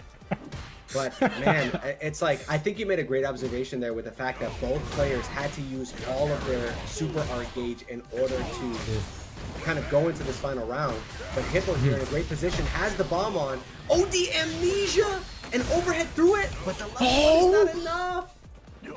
No, just that final take manages to land though, interrupts the level 1. So Hippo expending that, but unfortunately with not much gain, doesn't matter. He throw loops him instead, and Luke SFH knows he needs to get out of this. The golf club to bat him away, and both are trying to match the ante here. He lands stuff in the corner. This could be disastrous for Hippo. Burnout. You have level 1. Oh, and Luke SFH really going to Burnout himself, setting up the level 2, and does get clipped. That will be a 3-0, a dominant position, and a great game count to potentially secure May Madness. Book that ticket for Luke SFH. Oh my goodness. Damn, it was close to for a couple seconds, right? And we saw a lot of glimpses of hope on the side of Hippo, especially the final game. He seemed like he had it. But speaking of someone who's never had it, Cola, come on back, bro. Talk to us about that game, man. That's crazy. You talking a lot of mess for somebody that's gonna get pieced up by my JP real quick here, especially with all the things that we've seen. I've See been me writing down taking- a lot of notes, bro. Do you see what streets we on? You in the wrong hood, bro. Yeah, You're I'm right. just saying, I you would in never. the wrong hood, bro. JP out here, bro. It's JP land, JP country. These JP players have been cooking for a long time. They deserve what they've been doing right now. And Luke has been doing a lot of damage. If we want to expend more of that drive gauge, put himself in burnout if need be to get that level 2, get that kill right after. Very fantastic stuff. Good calculations, decision making in a very dominant game. Although I did see Hippo, get more of the bomb pressure off, more damage, things like that. Definitely one of those final round type beats. However, Luke was the one to take it a lot more consistently. Let's talk to him. Let's bring him on in. Come on, Luke. Come on, Luke. Come on, Luke. Come on, Luke. Come on. Okay, first of all, where can I sign up and take classes from you JP players? I'm trying to play the character. This character, it's not even about the character being cracked. It's that you JP players are cracked. And I gotta say though, I want to know how you study against that matchup. We already talked, previously some other JP players on how they study the matchup, but I want to know how you study the matchup. And again, I'm not talking about easy people that you're on the rank like me, not the Bison players like me. I'm talking like high level Bison players with footsies and good ideation in terms of like the matchup situation. How do you practice the matchup overall? Yeah, I mean, I watch replays a lot. I think you can get a lot about that. Like I was watching Hippo's match with Abyssal just earlier and writing some stuff down. But also like when you're playing online and playing in ranked, when it's matchups like Bison and Akuma, like ones that even if you see them a lot, like they're not great for your character, I'll almost always invite to custom room. And very rarely do people join, but when they do, you can get sets and get good information and advice in the matchup, which helps a lot. Good. I like that you have that awareness to invite them and say, hey, let's play. That hunger. Yeah. All right, I like that a what you lot. got? Now, Luke, what I saw in that first game, though, that both of y'all decided, okay, we're going to press one button a minute and just test one another, like as if it was that. So that slow, purposeful play, lead me through the thought process of why you guys were just so like, no, not this yet. Talk to me about it. Yeah, I mean, like one of the things that I had as my big focus this game was like not to get walked to the corner because that's where Bison just absolutely mauls you. So playing that really slow like footsies games, like Bison or JP has really good pokes, so he can deal with it a lot. It is a little scary when he can throw out a random scissor kicks and kill you for it, but like being able to like kind of control the pace a bit, and then as soon as I get space, being able to set up my zoning game, it's works pretty well as a game plan. I would think so. There were a couple of moments that I think really encapsulated the set. Once you got that air to air on Devil's Reverse, I really feel like you were able to neutralize that option, and that's something that Abyssal did really well in their set. I thought the offensive OD amnesia when you had him in the corner and he started to mount some pressure on you, I thought that was really interesting. And the last thing that I want to kind of touch on is the willingly going into burnout in order to pop level 2. What is going through your head when you take a big swing like that, putting yourself in a seemingly disadvantageous situation in order to get the offensive pressure from level 2? I mean, like level 2 is, especially in the corner, I don't trust. Like I go into it assuming they can't block it, because if you assume that you can't do it, you're just taking away one of your options. So burning myself out in the corner just to kind of put a guess for game mix up, especially with that much on the line, like I trusted that he would get hit, and luckily he did. Love to hear it. Man, you JP players are just cooking up the competition today. Like, it's just like at the finish line, JP players just got something in them. Just parry, just perfect, whatever you want to call them. They're just doing the right thing out here. Luke, we'll see how things land for you, but congrats on this win. This is a big one. Yes. Yeah. We'll hope. Crossing fingers out here. All right, we'll see you later, Luke. So yeah, have a good one. You too, you too. Man, JP once again, different sort of style, but same sort of victory, same sort of sauce you would expect. These collegiate players definitely know how to cook with their characters and know how to guide the character success and find the right sort of mixes and things like that and put the pressure on. Even in bad matchups, they study players that they're not even playing and then ask them to play if they're online or offline. They don't care. They don't even know if they're on. They don't even see the symbol saying, yeah, this person's in training lab or whatever. They don't even care. They're just like, play me now. That's dedication right there. Me today, immediately. I feel like ever since Kakaru did his thing, bro, every JP got a small burst of confidence back. They were like, you know what? Maybe I am the GOAT. And I hate that. And we need to get rid of that. And we need to bring up a new champ ASAP. Let's do CPT tomorrow. Let's just let's do this tomorrow. I need this to stop. I can't climb ladders no more, bro. I'm afraid to get on, bro. You know how bad it is. You know how bad Donkey Kick is against JP, bro. Do you know how little the range of Gladius is? Do you know how I've suffered? I'm with you. You have suffered. That matchup sucks. Yeah. The fact that Luke SFH, and I identify with your struggle, Ravish. The fact that Luke SFH said that he invites people to custom lobbies to get sets and gain wisdom as a player, whereas I invite people to custom lobbies in order to be as passive aggressive as possible and drop the driest, meanest, insensitive remarks. So to hear that collegiate players have a different mentality is definitely it gives you some good perspective about where the collegiate esport is at. And a lot to look forward to for these players. That match had a lot of implications. We will see coming up Silver Rupee in his match that will have a lot of implications for May Madness. But this was a big one, and we've got a lot to look forward to as we head into May Madness. I don't want to keep you on for too long. In fact, let's just hit this break right now. Come right back for more collegiate gameplay so we can see where things land.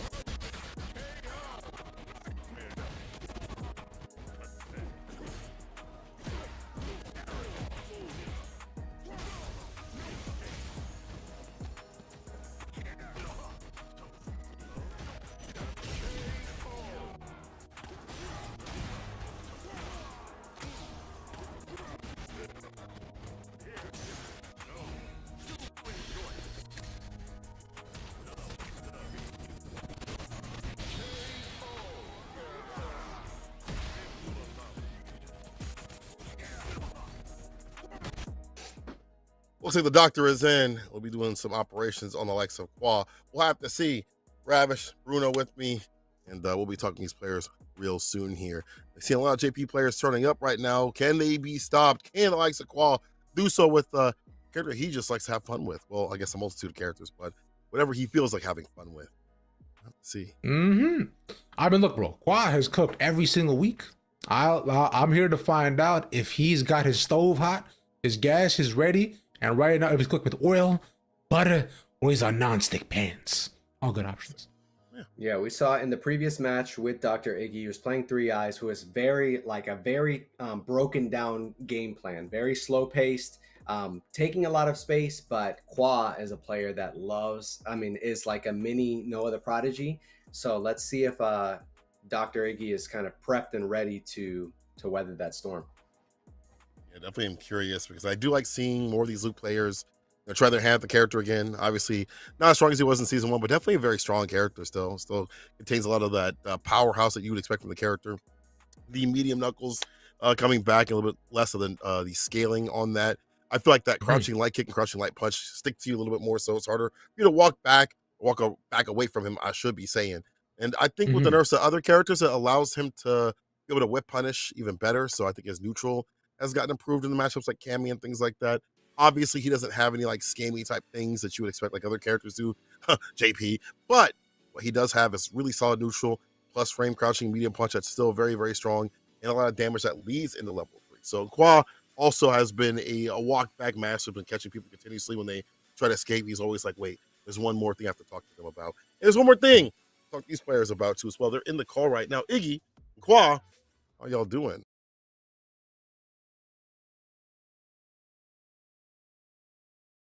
Doing pretty good. This is my second time playing JP today. I fought Luke earlier, and Wow. now I have to play Iggy's JP, so I'm pretty excited. Most Hell people say yeah. differently. That's great. But Iggy, how you feeling? What is this, Luke? I'm just gonna like he doesn't just spam drive rush, honestly. I mean, he kind of has to.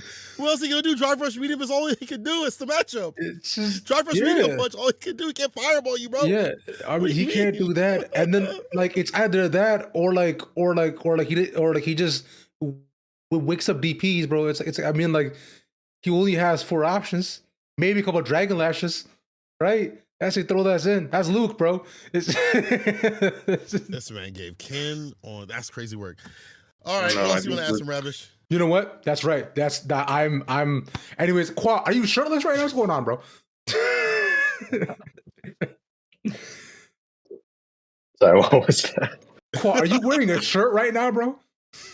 Oh, it's a bathrobe. I took a shower, that's why. This man came in clean.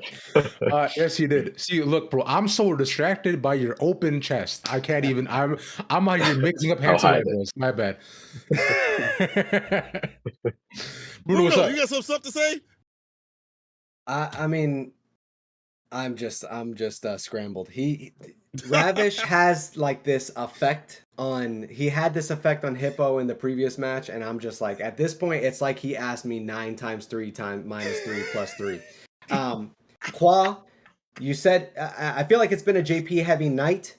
How do you approach this matchup? How do you deal with the projectile heavy gameplay? As you said, drive rush. Yes.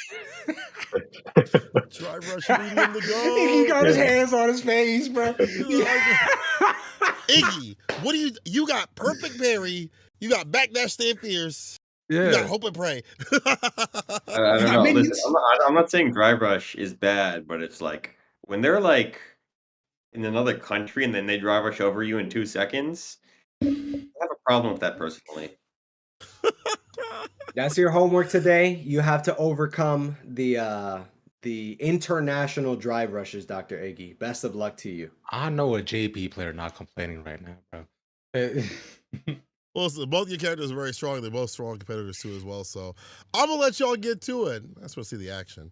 Let's see what's up. Good luck. Good luck, guys. Thank you. Now, one thing that Iggy's gonna have to also watch out for is drive rush overhead. Drive rush stand medium, obviously a dangerous tool for Luke to kind of start things off when he gets him in range. Obviously, the first objective is to not let him get there, but the second objective is if he does get there, watch out for the variation. Drive rush stand medium or overhead. You do have amnesia. You can knock him away with that, but then that could be him just hitting the brakes with a drive rush jab, or maybe he just stops and waits and baits, and then he just throws you for your horrible attempt at doing your DP. So we'll see what happens. Squall definitely has some really good footsies, and I want to see how he operates in terms of if our JP friend wants to walk back, what he does against that. I hope that Iggy has been watching those matches because Squall loves to track people down and hunt them down. And I'm going to actually go hunt down go to egg rolls. I'll be back. Bye. Bye. Bro, that's crazy. My man's sitting in a bathrobe, just chilling. He's mid daily routine, bro. He is so like advanced. Daily routine. It is 11 p.m. This other guy starts his thing at 3 a.m. Bro, he said, I'm gonna start the routine the day before. Yeah, He's ready to go. I mean, you know what? Hey, I respect it, bro. He showered before all his games, and he sat down and he said, I'm clean, both personally and in the game as well, too. Stay locked in with all this and more, bro. It is always funny interacting with Qua week after week because like everything gets him. He never expects a single question that comes his way, and he's always surprised that he's like, "What? What do you mean you asked me this?" Yeah, I'm not gonna put him on blast. But it's definitely funny. It's fun. And he's a fun all the emotion that he doesn't show in the interviews, he shows in his gameplay. It is really funny that he is like as demure as he is, but his gameplay is so high octane. And it looks like Dr. Iggy not too threatened by the drive rush heavy gameplay. As I say that, the drive rush light into throw, but Dr. Iggy not succumbing to that pressure as fiercely as I thought he would, given how scared he was about it. Exactly right. He's been doing a good job of finding some bits of space though, but so far he hasn't been able to necessarily swat away the Luke, right? The that he has in front of him, as you mentioned, with a Strybog, as it's called, right? The actual technical name for it. But as of right now, it's just he does enough though. Drive rush in, gets the low, but keeping Qua at a distance again, tosses him away, puts out his little minions, and he's doing just enough. He's matching him hit for hit, and not Qua in burnout against JP. This over. I mean, he was scared of this gameplay, but he's checked it 3 or 4 times. He's checked the drive rush. Oh my gosh, just Qua with a confident walk-up throw, able to get the second throw. Is it the third? Oh my goodness, we are watching Capcom Cup, able to get the low, medium, and force this corner scenario. Are we going to see, the drive reversal, able to get the pressure off of him. I thought that we might see OD Amnesia. But Dr. Iggy kind of thrives in this kind of spacing. We have seen him on either corner in previous games, but able to not kind of overexert himself, not get too antsy, and quell that pressure pretty well. Yeah, he's been doing enough to kind of just keep his space in the game so far, but right now for Dr. Iggy though, unfortunately being down a bit doesn't go too well for him. Both these guys having level 3, all the resource options open to them, but he's been keeping Qua at a distance. We're talking about that drive rush shit, right? He's slowly been sneaking his way in, but gets the low, tosses him back, and again, Qua looking for his opening, not finding much. The anti-air again, and he stayed across the screen almost the entire time, slowly inching his way closer. This might be it, the level 2, and he's in the burnout. Dr. Iggy with the opening, I don't think it's enough to kill. He could go into level 1. It does kill. That is a game for Dr. Iggy. And he was kind of timid, reticent to display some confidence in the interview. But a really exceptional gameplay and a game plan to take that first game. I'm really impressed with Dr. Iggy right now. Here's the thing though, Qua is 5-1 in the leaderboard. So he has effectively secured his place for Texas, and Dr. Iggy unfortunately is 1-5. So the exact opposite. So being able to take a round here at this point, it's just them fighting for pride, for honor, a little bit of standing even too, and for Dr. Iggy to just show up and show out, right? For Qua, he's good. He can do what he wants, and maybe winning might be what he wants to do, or maybe just to practice some more JP matchups. As of right now, 1, 2, and 3. Some nice little meaty hits. And the low's not gonna land, but Iggy this time on the low side. That's exactly right. And it could be one of those things. He doesn't want to give the data. Quad does not want to give any more data to his opponent as the command grab lands from the side of Dr. Iggy, equalizing the life gauge, but the OD fireball will net Quad around. And maybe it's like Qua is already qualified for Main Madness. He doesn't want to give his opponents any more data to pour through. We've heard people like Luke SFH pouring through the replays, getting a lot of data from his opponents. And Qua is just like, I'm gonna take things easy because I know that I've got some matches in May coming up. Exactly. Don't want to do too much, but should be able to get this though, right? From here, just bomb once again, toss you up, the leg drop, that impaler to stick you down to the ground, that 1-to-1 for Qua. That is not an option that you see often in the corner, the OD, but Qua just kind of pulling out all the stops in this penultimate game here. Just doing it off the first, like you're saying, but considering the actual rounds are just even, but should be fine. But like you're saying, we do have one more game to go after this between Silver Rupee to see what he has to bring out right now though. Dr. Iggy in burnout, stuck in corners, taking chip, sandblast after sandblast. It's like it's the beach. He's stunned. Boom. Again, toss up, go down. One more. No impaler this time. Oh, able to get the punish, and that will certainly be the round. Qua going up here in the set. The thing that I think is really interesting is typically we've seen Qua threatening burnout for himself because he plays drive rush heavy. He utilizes the drive rush cancels. He's usually the one that's threatening the burnout. But in that previous round, he was forcing the burnout from Dr. Iggy. His really tight block strings, able to get that drive gauge down. We see the check on the drive rush from the side of Dr. Iggy. We don't cancel into any special meter, but here we see a repeat of what we saw in that last round, forcing the pressure. Ooh, Dr. Iggy getting that decisive opening, and then you got level 2 on the board. Does he pop it? I mean, he needs to find to be able to confirm off of that's the issue though. Is Iggy right now currently burnout, the Qua almost there as well too from his side. No whip punishes on either end for them. Iggy just getting walked into the corner, but he has his gauge back. So now he knows it's just enough, but Qua also doing A-okay.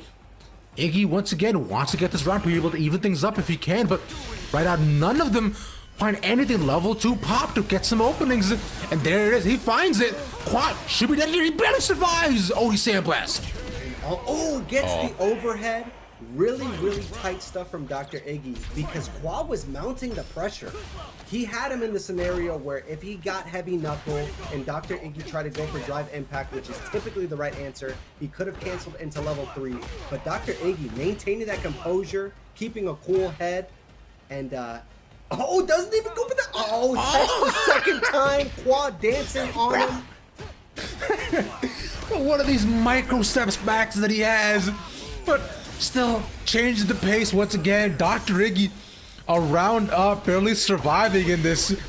And now once again, the level 2, right, may just be enough. He found open off of this time, but no, the DR to push him back. Qua barely half a bar left. He knows he needs to build this back up to get into it, but instead choose to put himself in burnout. Level 3 available, but might not even get to use it. This is a great position, although Qua is in the... Shoulder check. Okay, this is like one interaction, got the opening, could have canceled into another normal, and now Qua with the drive gauge. He's healthy, popping the level 2 to keep him at bay. Oh, the OD sandblast gets clipped by the level 2, and game 3 goes to Dr. Iggy. Oh man. Like I said, I really love the cool-headedness from Dr. Iggy. His hands are not being forced by Qua's offensive pressure. No, and when you got so much space like that, you're pushing him away. Oh, but punish for the grab though. But then it's so tough for he's in the level 2 after level 2 at these points, and Iggy has made sure that even though if Qua is not able to find much, speaking of which, though, a perfect round from him, though. That was beautiful. But he's been somehow been able to control the pace of the game. And now from here, for Qua, right? he's not letting him get the space, the momentum that he's seen before, and getting himself half across the screen. That is exactly right. The sweep landing for Dr. Iggy. Oh, but that stand, or that jump heavy punch rather, was nerfed in a previous patch, but still does so much damage to so many opponents. Oh, checking the drive rush. Dr. Iggy said that he was afraid of Luke's drive rush, but oh my god, it is the drive rushes from Qua that is able to take things to a game 5. I mean, there is a huge discrepancy, a difference between the MR from Qua, the 1900 MR and 1631 from the side of Dr. Iggy. That is typically a very reliable indicator of the skill level per player, but Dr. Iggy, like I said, able to maintain that cool head and not get caught up by the pressure, but it seems like Qua has hit a different gear and is wanting to take things pretty decisively here in this game 5. Qua turned up. This is a completely different look from the slow-paced gameplay to giving us to actually giving up more space in the neutral, and now and let Dr. Iggy do what he can. It's like Qua has got reads. He's got this incredible amounts of corner pressure, and he's not let Dr. Iggy do a single advantageous move. He's been able to read him perfectly, but raw jump out though is enough to get him out of the corner. But for how much longer, there's the question, as Qua has blocked all of it. Level 2 pushed out. He puts out the parries. He dodges it all, but eats the overhead. This is a decent amount of damage, but he says, get off me as you go back to it. Equalizing the health gauge. Let's see if Qua is able to get out of the corner. Oh, that's certainly going to be level 3. Will it be enough to kill? Oh, it doesn't go into the level 3. Oh. Which is interesting because I find level 3 there would have been actually enough to actually kill, but instead doesn't even want to use it. Just launches a fist at him. Easy does it. Bruno, gosh darn, man. Just one opening is all that Qua needs to take the set. And you know what I think happened, Ravish? What's that? I think he took off the bathrobe, bro. I think he unshackled himself. It was Rock Lee taking off the ankle weights. The bathrobe was holding him back. Once he removed it, he was able to pile on that offensive pressure. Cola, what do you think about my theory? I think I'm glad we didn't have to see that. I don't think it was, made for this television, but he was made for battle. Good stuff, Qua. That's fantastic stuff. Honestly, he did a really good job of, you saw him having a very obvious game plan when he's going for fireballs and things like that. When he's going for the driver stay medium, as we mentioned, and the overheads as well, and spy on the pressure. And I also like the fact that, when Qua was losing, it felt like it was just mistakes that he had made. There was a point where he could have did short attack on level 3. That could have been the victory right there, but it was, again, a mistake that he had made, and then he panicked, and then he kind of threw his bar away for no reason. And then after that, he was like, okay, let me just calm down, pull back a little bit, and go back to my normal game plan, my typical run of show type beat. So that was why he was able to take down Iggy. Let's actually talk to Qua. Qua, please be dressed when we intro you in. There we go. Thank God. Okay. Qua, congratulations on not only taking down Iggy, taking down JP, but also being dressed up and looking. And go to Texas now. You also Texas. My God, you had a very good game plan against JP. I want to know your thoughts on the matchup. I always like talking to players, in terms of how they deal with the matchup. Obviously, this one was a little bit different than your typical all chase them down a little bit when they're walking back. How did you deal with this matchup? What was your ideation? Usually, especially Abyssal and Lucas FH, they focus on fireball games. But I think Iggy was more neutral heavy based. And also the level 2 mix-ups. I think that's where I was a little confused in the beginning. I wasn't sure. It was a unique playstyle, so I had to adapt to his playstyle as quick as possible.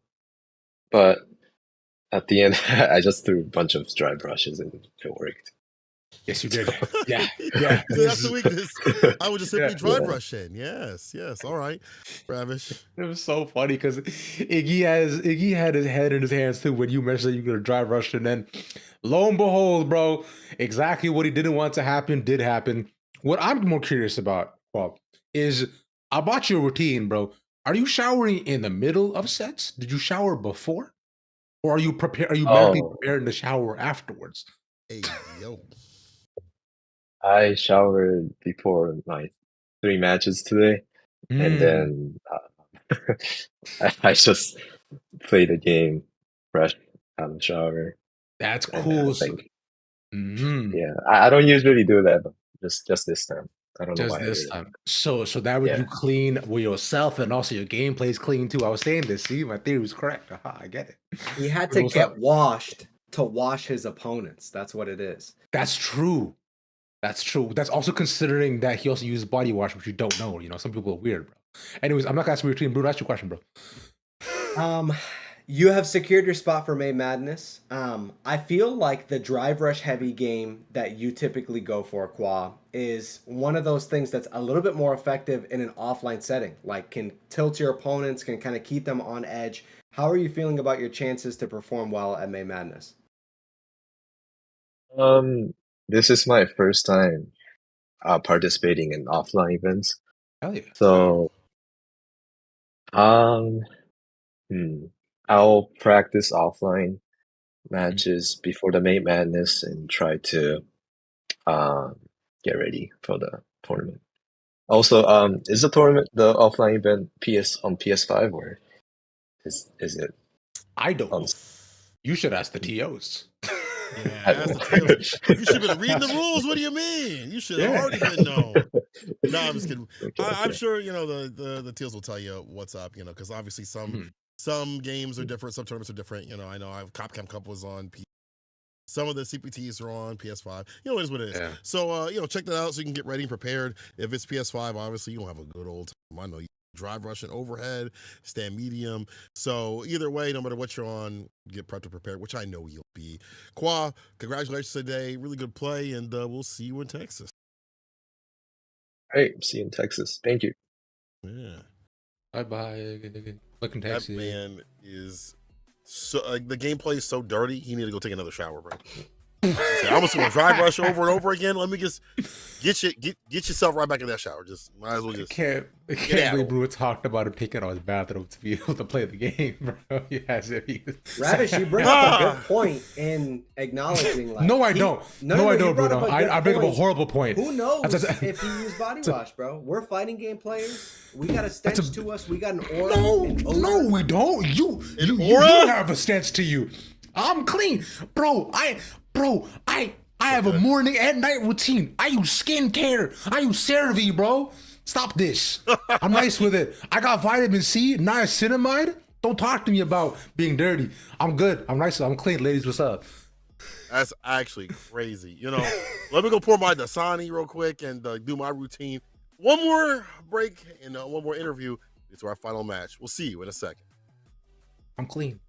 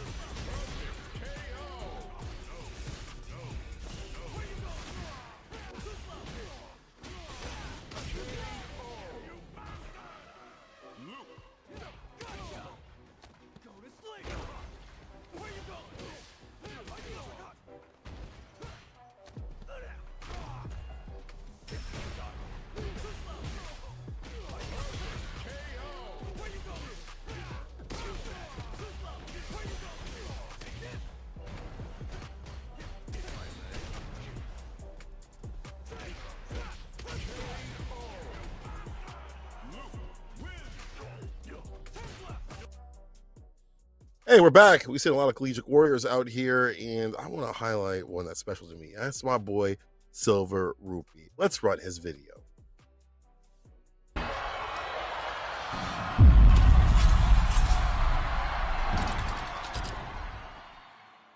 So my name's Michael Avila Lopez. I go to Sheridan College and my gamer tag is Silver Rupee. Oh, but this is looking to be it here. Smith it all for the level 3 at Silver Rupee. Ow. My main is Ed. When I first picked him up in Street Fighter V, from the get-go, I actually really liked him. He wasn't that great. He didn't have the best tools at hand. Eventually, I kind of learned and grew as a player with him, and that kind of became my mainstay. Street Fighter 6 I've been playing since release. It's sort of like in a character crisis, just because I didn't have my main yet. I was a lot into Counter-Strike and also Call of Duty, and I competed a lot throughout the years in that. And from there, I kind of just learned about esports, learned about different communities and different games, and eventually the fighting community was like the high of esports for me. Having sort of like a one-on-one, the hype and the emotion that kind of plays into it. For me, it's sort of been, you know, as I kind of grow older and as I'm kind of working as well as being in school full time, I found it as a good sort of motivation to not like be too rusty and kind of keep on building and progressing as a player. For me personally, a lot of what makes Street Fighter that esport for me and what makes it very exciting and very compelling, how storylines can be built. And I think that's like relatable to just like different players, different schools, different like walks of life in a sense. And I think for me personally has given me something else to like look forward to and kind of like aspire to. You know, I'm always one to kind of drive for that competitiveness and that outlet for it. And I think people that are in collegiate esports and just Street Fighter itself, I think they feel that same sentiment where it's like we look to become better as players, better and face better competition, but also enjoy that sort of like identity, right? Like having a community that you connect with and just like relate to. That's also another piece of the puzzle of people and how they see themselves. My favorite pre-order stack is the pork egg rolls. Honestly, anything pork, anything like, yeah, I would say anything pork is actually a really, really good bonus for me.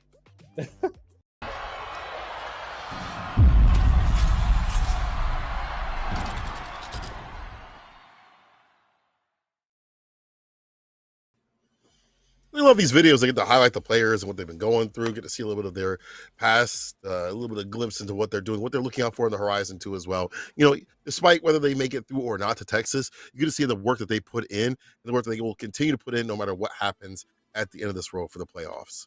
Ravish, Fake Bruno, ready to talk to our players? I'm ready, bro. I've been ready, man. What you mean, bro? I am. Look, I always let my bias show a little bit whenever this match happens. Right? It's tough, man. It's like Asteria is great, but that's the boy SR down there. I don't know, man. It's tough, bro. It's tough. I think Asteria, you've got to acknowledge Asteria's hair. Like in terms of hair game, he's up.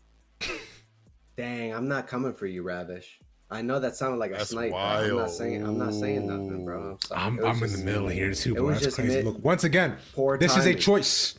This is a choice. I can grow this back. I have proof. I know the hairline doesn't help it, but I promise you, I shave because it's easier because I just have thin hair. That's all. I'm with you. You know what? You're not going to be. What's not coming to you though? What's not going to return? Those pagodas, bro. They're not making it over the border. Sorry.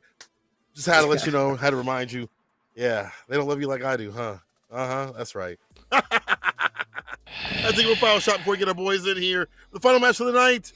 Asteria, Silver Rupee, as you mentioned, will be what's coming up next. Let's actually get a word in from both of them. Silver Rupee, Asteria. First of all, we'll start with you, Asteria. How you doing? I'm doing pretty good, you know. Ravish was talking about some drip, so I went out and broke out the Ed jacket, you know. Yeah, that's a cool jacket. That's a nice jacket. I figure like if I'm going out, I might as well like show up looking really spiff to my own funeral. Hell so. Yeah. I can't play like that. You gotta come with a little bit more energy. Like I'm taking somebody down with me. And like the Silver Rupee, bro. Silver Rupee, how you doing, dog? I'm doing pretty good. I'm a little obviously down in the dumps because I didn't qualify, but you know, it is what it is. I think I felt my feelings, you know, and it kind of helped me also to kind of see that video, and it made me I feel a bit better. I'm not gonna lie.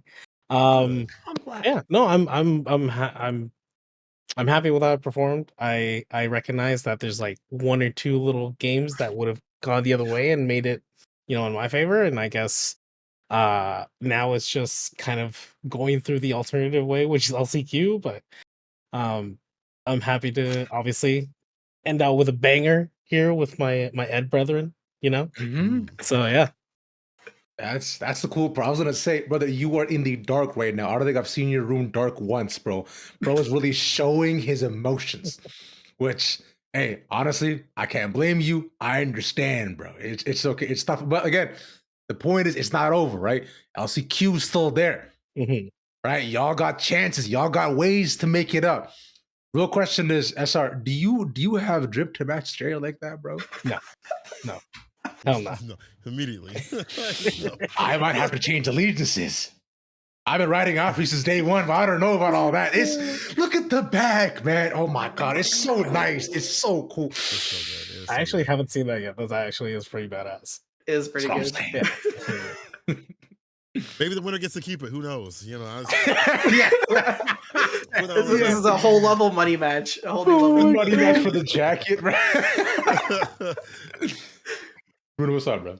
In preparation for the LCQ, what are you guys going to be doing? Like, I imagine that you're treating this match as preparation for the LCQ. There's always stakes in any game that you play. So I'll ask you both the same question, Silver Rupee first. How are you approaching your preparation for the LCQ? I think I kind of want to try to explore a bit more diversity, I think, in character selection too. I think, like I said, with how I, tried out Jury a bit more often than not, I think I'm gonna try to transition between the two and kind of have more like a stable kind of character spread, matchup spread. Kind of like try to boost things in my favor. And I think another thing is just kind of going back through, honestly, stage 1 and stage 2 and really like pin down what the faults are, where exactly like I'm not doing what I need to do optimally, and then just grow from that. Stage 1 and stage 2, you're talking the replays, Yeah, from your gameplay. Nice. Asteria, how are you going to approach the preparation for LCQ? Yeah, I'm just gonna watch Silver Rupee's gameplay.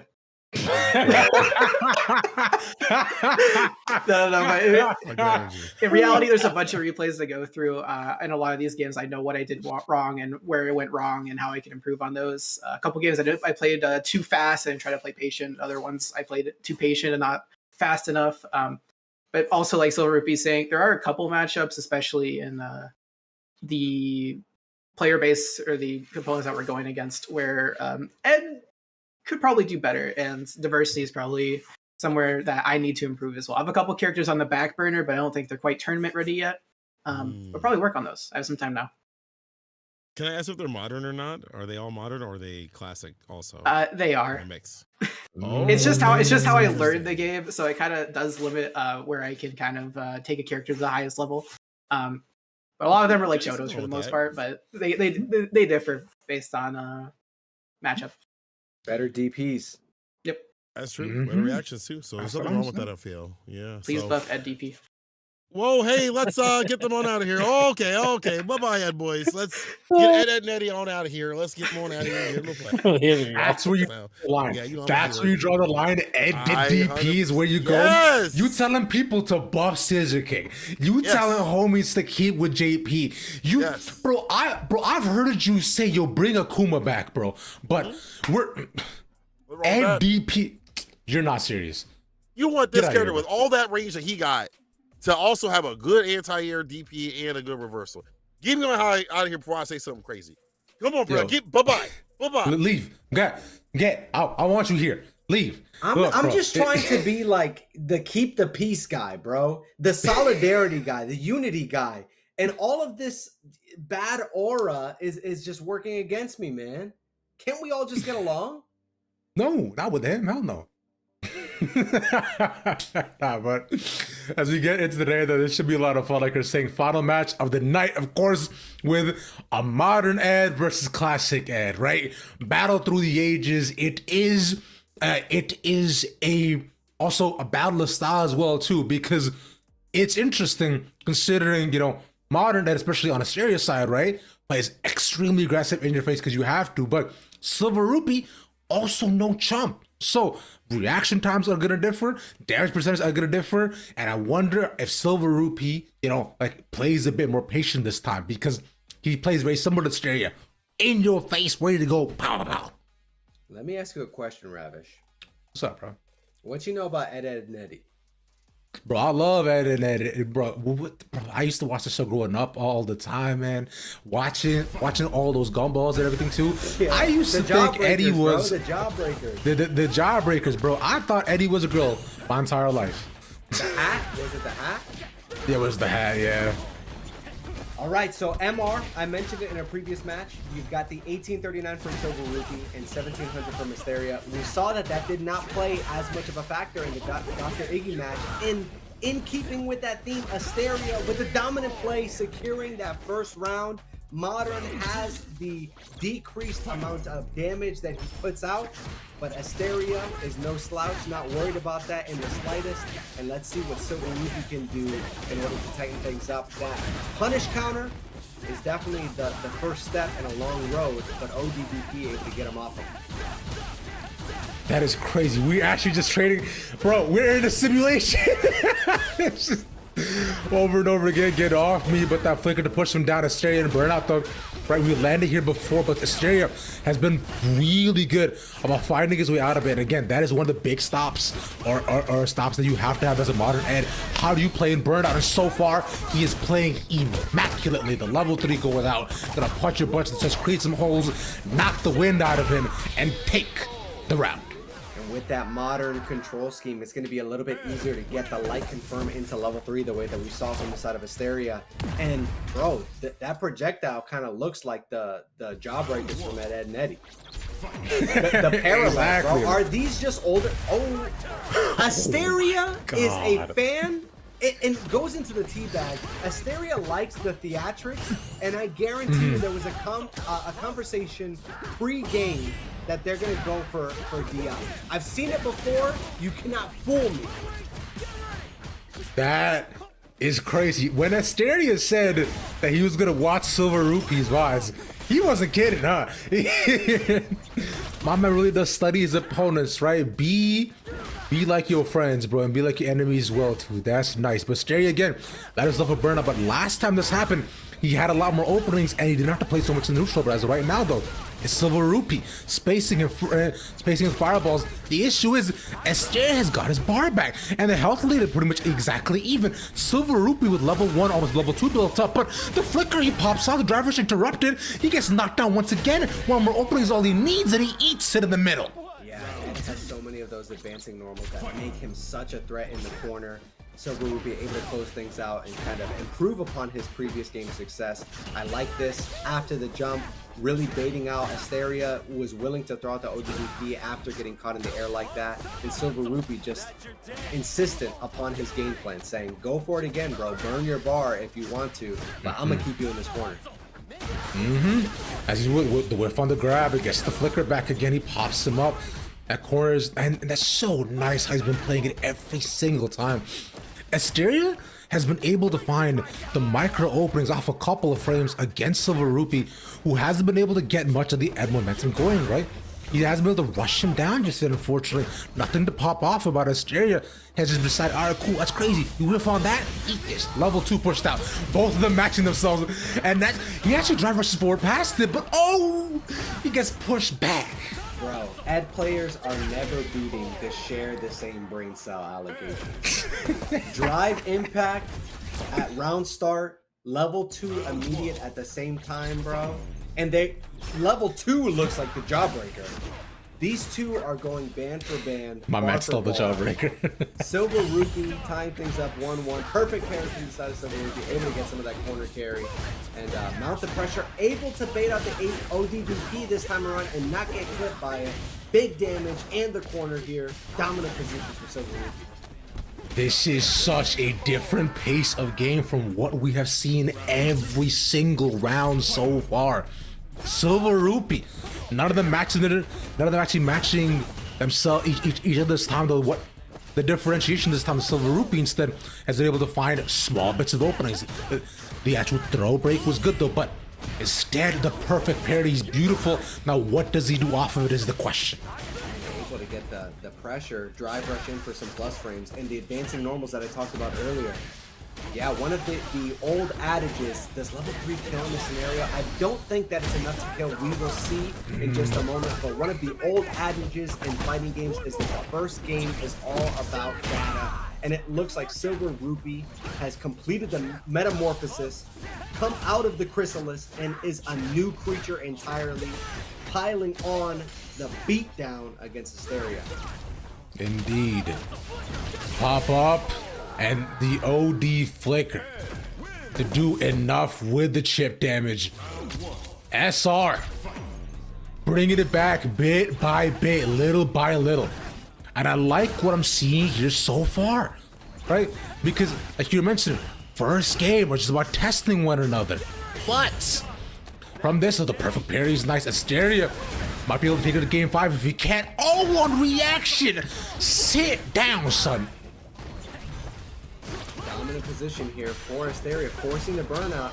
Goes immediately into the drive impact, saying, I know you're not a modern gamer. As a matter of fact, you're unk. You're using the lever, or everybody has transitioned to leverless in Silver Rupee with the lever. So I know I got the reactions, and Asteria getting on the board here. Let's see if he can build upon his success. Remember, the room is dark, the mood is heavy. His palms are sweaty. I'm gonna stop right there. But he stops his stuff though. Again, but he's able to find these hit confirms on Asteria each time. Asteria keeps pressing, hoping that he'll be able to have a fast reaction, but nothing found. The whiff on the grab, the OD flicker pops him up, but no one more hit needed, barely finds it. And a 1-to-1, SR playing to bring it home for Pride and for himself. Set point here. I think the pride component is a big thing, man. We all play fighting games for that 1v1 competition. That's one of the things that elevates fighting games, in my opinion, against other traditional esports. As Silver Rupee cancels into the level 3, it's all about personal pride. It all rises and falls on your decision making, your competence, your execution, and Silver Rupee is proving my point correctly. As I say that, does not get the anti-air, but a huge punish counter will certainly be it. Oh my gosh, we Doesn't matter. He still manages to get it, and it's still a perfect KO by the end of it. Silver Rupee, after a first round beatdown, does the exact same thing back, but tenfold. Silver Rupee mixing us in game and out, trying to keep us on our toes. He is a storyteller by nature, trying to have the rising action conclude with maximum tension, and it's all part of Silver Rupee's plan. Cola, what do you think about the Admir? Man, who cares about Cola? That's crazy because, first of all, a lot of people. Second of all, I feel like this man definitely understands the Ed game plan. I feel like we've talked to him before. He definitely was talking about how he's played that mirror match previously. He studied the tendencies. The player-to-player aspect is such a difficult thing. Playing the mirror is a hard thing for like high-level players. Their toolkit is the same as your toolkit, so you have to really understand how that person was to react to certain things. That's why like people like Fudo are really good at it. He's like, I want to disrupt that. I'll use OD Fireball and things like that. You see that Silver Rupee jump back opportunities and things like that, catch some of the bad tendencies that Asteria's play at. And Asteria, also very theatrical, and Silver Rupee was having none of that. He's like, I'm not watching this show. I'm here for something different, okay? So with that being said, Silver Rupee, let's talk with the buddy out here, the man from Canada, the mayor of Maple Syrup himself, Silver Rupee. Hey, I feel like that's a sick title. The mayor of Maple Syrup. President I mean, Poutine. You know what I'm saying? Ain't that godlike? Sure, that's cool. Yeah. I mean, you were there. Yeah.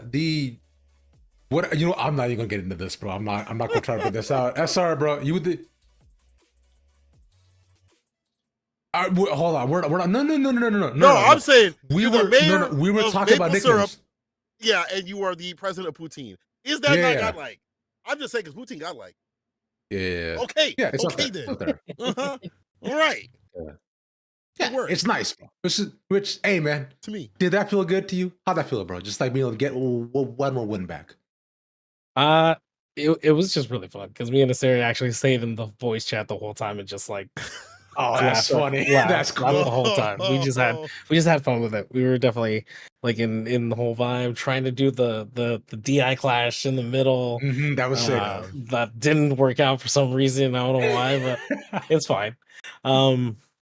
Yeah, no, but honestly, as much as like it's frustrating to not be at the level I feel like I want to be at, I still enjoy it, and I thoroughly enjoyed like the grind. I thoroughly enjoy that like push to like get better and better each day, and I think it's also important just being around and playing all these guys too. That we were in the qualifiers, and just like that experience itself is just very very helpful to like myself, Mysteria, like all the guys. It's true. Yeah, and so I'm hopeful for now taking what I've learned and kind of like progressing, and gonna make that LCQ push. Hell yeah. Hell yeah. That's what we like to hear, bro. That's what's up. Given that you have deep roots in the FGC, you've been a part of it for many years. I saw in the video like the combo breaker lanyards, just a lot of tournament participation. Have you taken on like a mentoring role, or kind of giving feedback to some of these younger players, people like Asteria who are picking up the game for the first time? How has your relationship been with the other players? Is it like a mentoring one, or are you guys just trying to bounce ideas off of each other? How's that been like? I think it's been a lot more bouncing ideas. It's funny when, to me, and personally kind of humbling when some of the guys have mentioned the fact that they've noticed and seen me play Ed in Street Fighter 5, and it's kind of like, oh, that's really like nice to hear, just kind of like being a part of like, you know, their beginnings of an FCC journey. But I think at the same time too, like I'm just a guy that's trying to learn and trying to get better. So I'm like bouncing ideas, trying to like understand what people are doing, get salty here or there, say my stuff, and then get back to like, okay, you cook me, what can I do here? Yeah, I love to see it. Yeah, just being like, I'm salty. That means you're passionate, though. That means that you care, and that means that you still understand that you have steps to go, and that you're willing to take those steps to get there. Especially with the LCQ coming through, I feel like before we go, I want to ask like how you feel about your chances for the LCQ, and how do you feel about like what is your your training process for an LCQ? Because it's so hard. There's so many players that didn't make it, that are so good, like Hippo and such, that you have to watch out for. What's your training for that? Like you having to get ready for damn near anything that could happen. So I think like the main part about training for an LCQ is I kind of stick to my same like kind of tournament regime, right? I really focus on a lot of like replay analysis and just kind of focusing on like the bits and pieces of like bad habits and what I want to do. I think like a big part of that's kind of shown into how I progress as a player too, because there's a lot of differences in like pace, style, play style, and just kind of like my decision making. So I think if I can tweak that a bit more and kind of focus on that primarily, and then I'm the kind of guy that also, if I know who I'm going to play against, I'll enjoy running matches with them. Like I'm not worried about that whole idea of like, oh, they're going to pick up something like this. Like no matter what, whether it's a casual set, whether it's tourney, whether it's like a money match, like my focus is always playing the same way that I play in tourney, out of tourney. That's and so smart. yeah, so I want to keep that consistency. I feel like Daigo does that like a lot. Like what you see on Daigo's stream is typically what you get. Obviously, sometimes we'll be messing around during ranked or whatever, but like in terms of like playing people, in terms of that same sort of like, I'll go out to somebody that I might have to play a tournament in my path. Doesn't matter. A lot of Japanese players do that, and I feel like that also helps them improve very, very fast. So very, very smart stuff. I always appreciate your insight. You've been a long-standing community member and player for a long time, competitor. So you always have such good insight on the game. It's always good talking to you, my friend. Yeah, I appreciate all y'all too. Thank you for just being part of this and showcasing all of us as well. We'll see you for the LCQ, my friend. Good luck out there. Ed 'em up. Life has many doors, and we'll see you later. Thank y'all. Take it easy. Bye. That was our final fight for the night. That was a really good one too as well. Nice little mirror match. Before we do our closeouts though, I want to look at one of the competitors that did qualify. It was in second place spot. It looks like it's 3 Eyes on that video.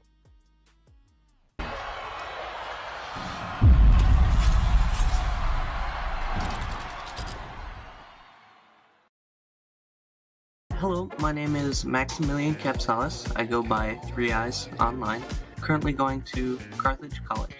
I really like Street Fighter 6 because it's been such a incredible experience for me to finally work towards having a long and sustained goal of getting better, feeling that sort of drive and competitive spirit that I haven't really felt in a lot of other games. Because a lot of competitive games are team-based, it helped me feel more responsible for myself when I play solo and I work to finish a goal that I set in my own mind. I would say my favorite moment is always when I feel like I have a huge read on my opponent's mindset, and that the smallest little thing I can do will make them react in the way that I want to. In Street Fighter 6, I main both Guile and Blanca. These are characters that have existed since Street Fighter 2, and I've always loved the idea of charged characters. They have such a uniqueness compared to a lot of other fighting game characters.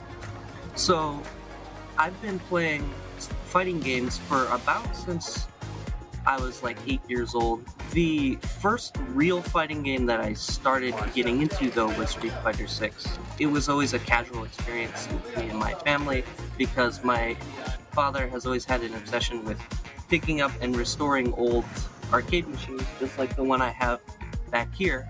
And eventually, we learned that I was at least okay at them, pretty decent. So that helped start to get a competitive drive and want to do better. So once Street Fighter 6 came out, I was so eager to get into it and actually start competing and working towards being the best that I could be in this.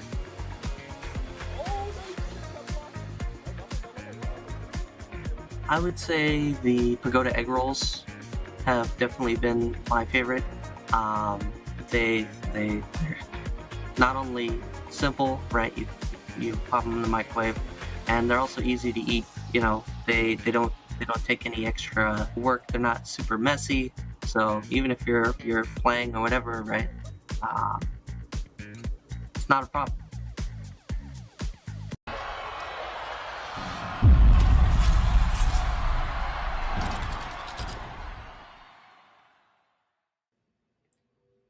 Three Eyes, you would be analyzing the ingredients for every pagoda snack. Just be like, this one's the most delicious in this one. But that's why you're in the top spot, brother. That's why you're going over to Texas. Hey, we're back. It's Cola, Ravish, and Fake Bruto. Time for some final words and the breakdowns of what has been going on. Last thoughts, Ravish. Talk to me about who's still in and who's moving on to Texas and who's going to be at that LCQ. I mean, yeah, like we were saying, so Three Eyes, Qua Abyssal, and Luke SFH have all secured their spot to be able to get to Texas, right? These four, we have two more to actually get into LCQ. And, you know, there's a decent amount of players from who didn't manage to make it to playoffs, right? Who have the chances to run it back between East and West brackets, right? So we've got a lot of contenders and chances here to be able to run through, such as, you know, like, for example, some of the people that we saw today, like Silver Rupee, Hippo, Dr. Iggy, Asteria, and many more that we've seen compete throughout our season. But it should be an absolute incredible time that I cannot wait, man. Street Fighter is a beautiful thing, and it just gets better and better each week. It has been an awesome journey to be able to watch all of these players progress, like their week one performance versus now going through the stages, seeing people like a Pink DS Lite qualify early on, and watching these players over the course of their entire tenure when it comes to collegiate Street Fighter. It really, like, bro, I'm tearing up watching Three Eyes' video, because I'm like, bro, we saw him have some performances that he would have otherwise not had early on, and then tighten things up towards the tail end to secure that qualification. And that's like pure grit. Like, that is 100% authentic to the FGC. And it's been really cool to see these players' progression. And I hope to see their continued engagement with collegiate Street Fighter. And you know that we're going to be here, so there's always going to be an opportunity for them to engage and improve as players. So it's been a privilege and an honor. 100%. I mean, watching them inside and outside the collegiate stuff has been nothing but fire. absolute fire. And with the CPT starting up and all the other tournaments as well, online and offline, I can't wait to see them shine, especially at what happens at the LCQ. I think there might be a 2-time Capcom Cup champion out there as well. We'll have to see if that happens. I don't want to prophesize the demise of other players if he does attend, but if he does attend, ooh-wee. But we'll leave it at that, boys. Have a good one. Appreciate you all as always. All right. Well, few more things. Last Chance Qualifier, as we mentioned, that'll be played and streamed on April 1st. As no joke there, it's actually happening. So tune in for that. You get to see the possibility of a super champion coming through, possibly in some of these brackets, as well as people that didn't make it in, possibly make it in. I think there's 2 spots for East and West, so we're seeing who gets those and who doesn't. It's going to be fire action right there. Tune in on the 1st. Just to, again, got to give love to Pagoda real quick. Let me do the ad read and then the real deal. Snack Champion Series is brought to you by Pagoda Snacks. From crispy egg rolls to crunchy cream cheese wontons and savory crab ragoons, Pagoda Snacks is ready to crush your cravings. Shop for them in the freezer section at your local grocery store or get them delivered via Instacart. Now, that's the ad read. Here's the real deal. Again, Pagoda, thank you so much. Y'all giving us support for the collegiate stuff is nothing short of incredible. We love seeing people do so, and the continued support has been nothing short of amazing. Hopefully, get to see you in person out at the finals. It'd be great to see y'all giving away those stacks and let the players get a little taste of the good. Now, beyond that, I have to give love also to, of course, Esports U, Capcom Fires for letting us host on the channel. All the people hosting this, thank you for staying up with us and watching some fantastic Street Fighter action. And of course, CFGC hosting tournaments and get these players buffed up and ready. Production, I see you in the back. You always doing it right. My commentators who were just on, the players, and of course, the viewers at home like you. Thank you so much for joining us. We're going to have one more day of action, as mentioned, on the 1st for the LCQ. But until then, I'm tired. I'm going to get some sleep. So, you know what I'm about to say. Stay safe. We will see you in the streets. Peace.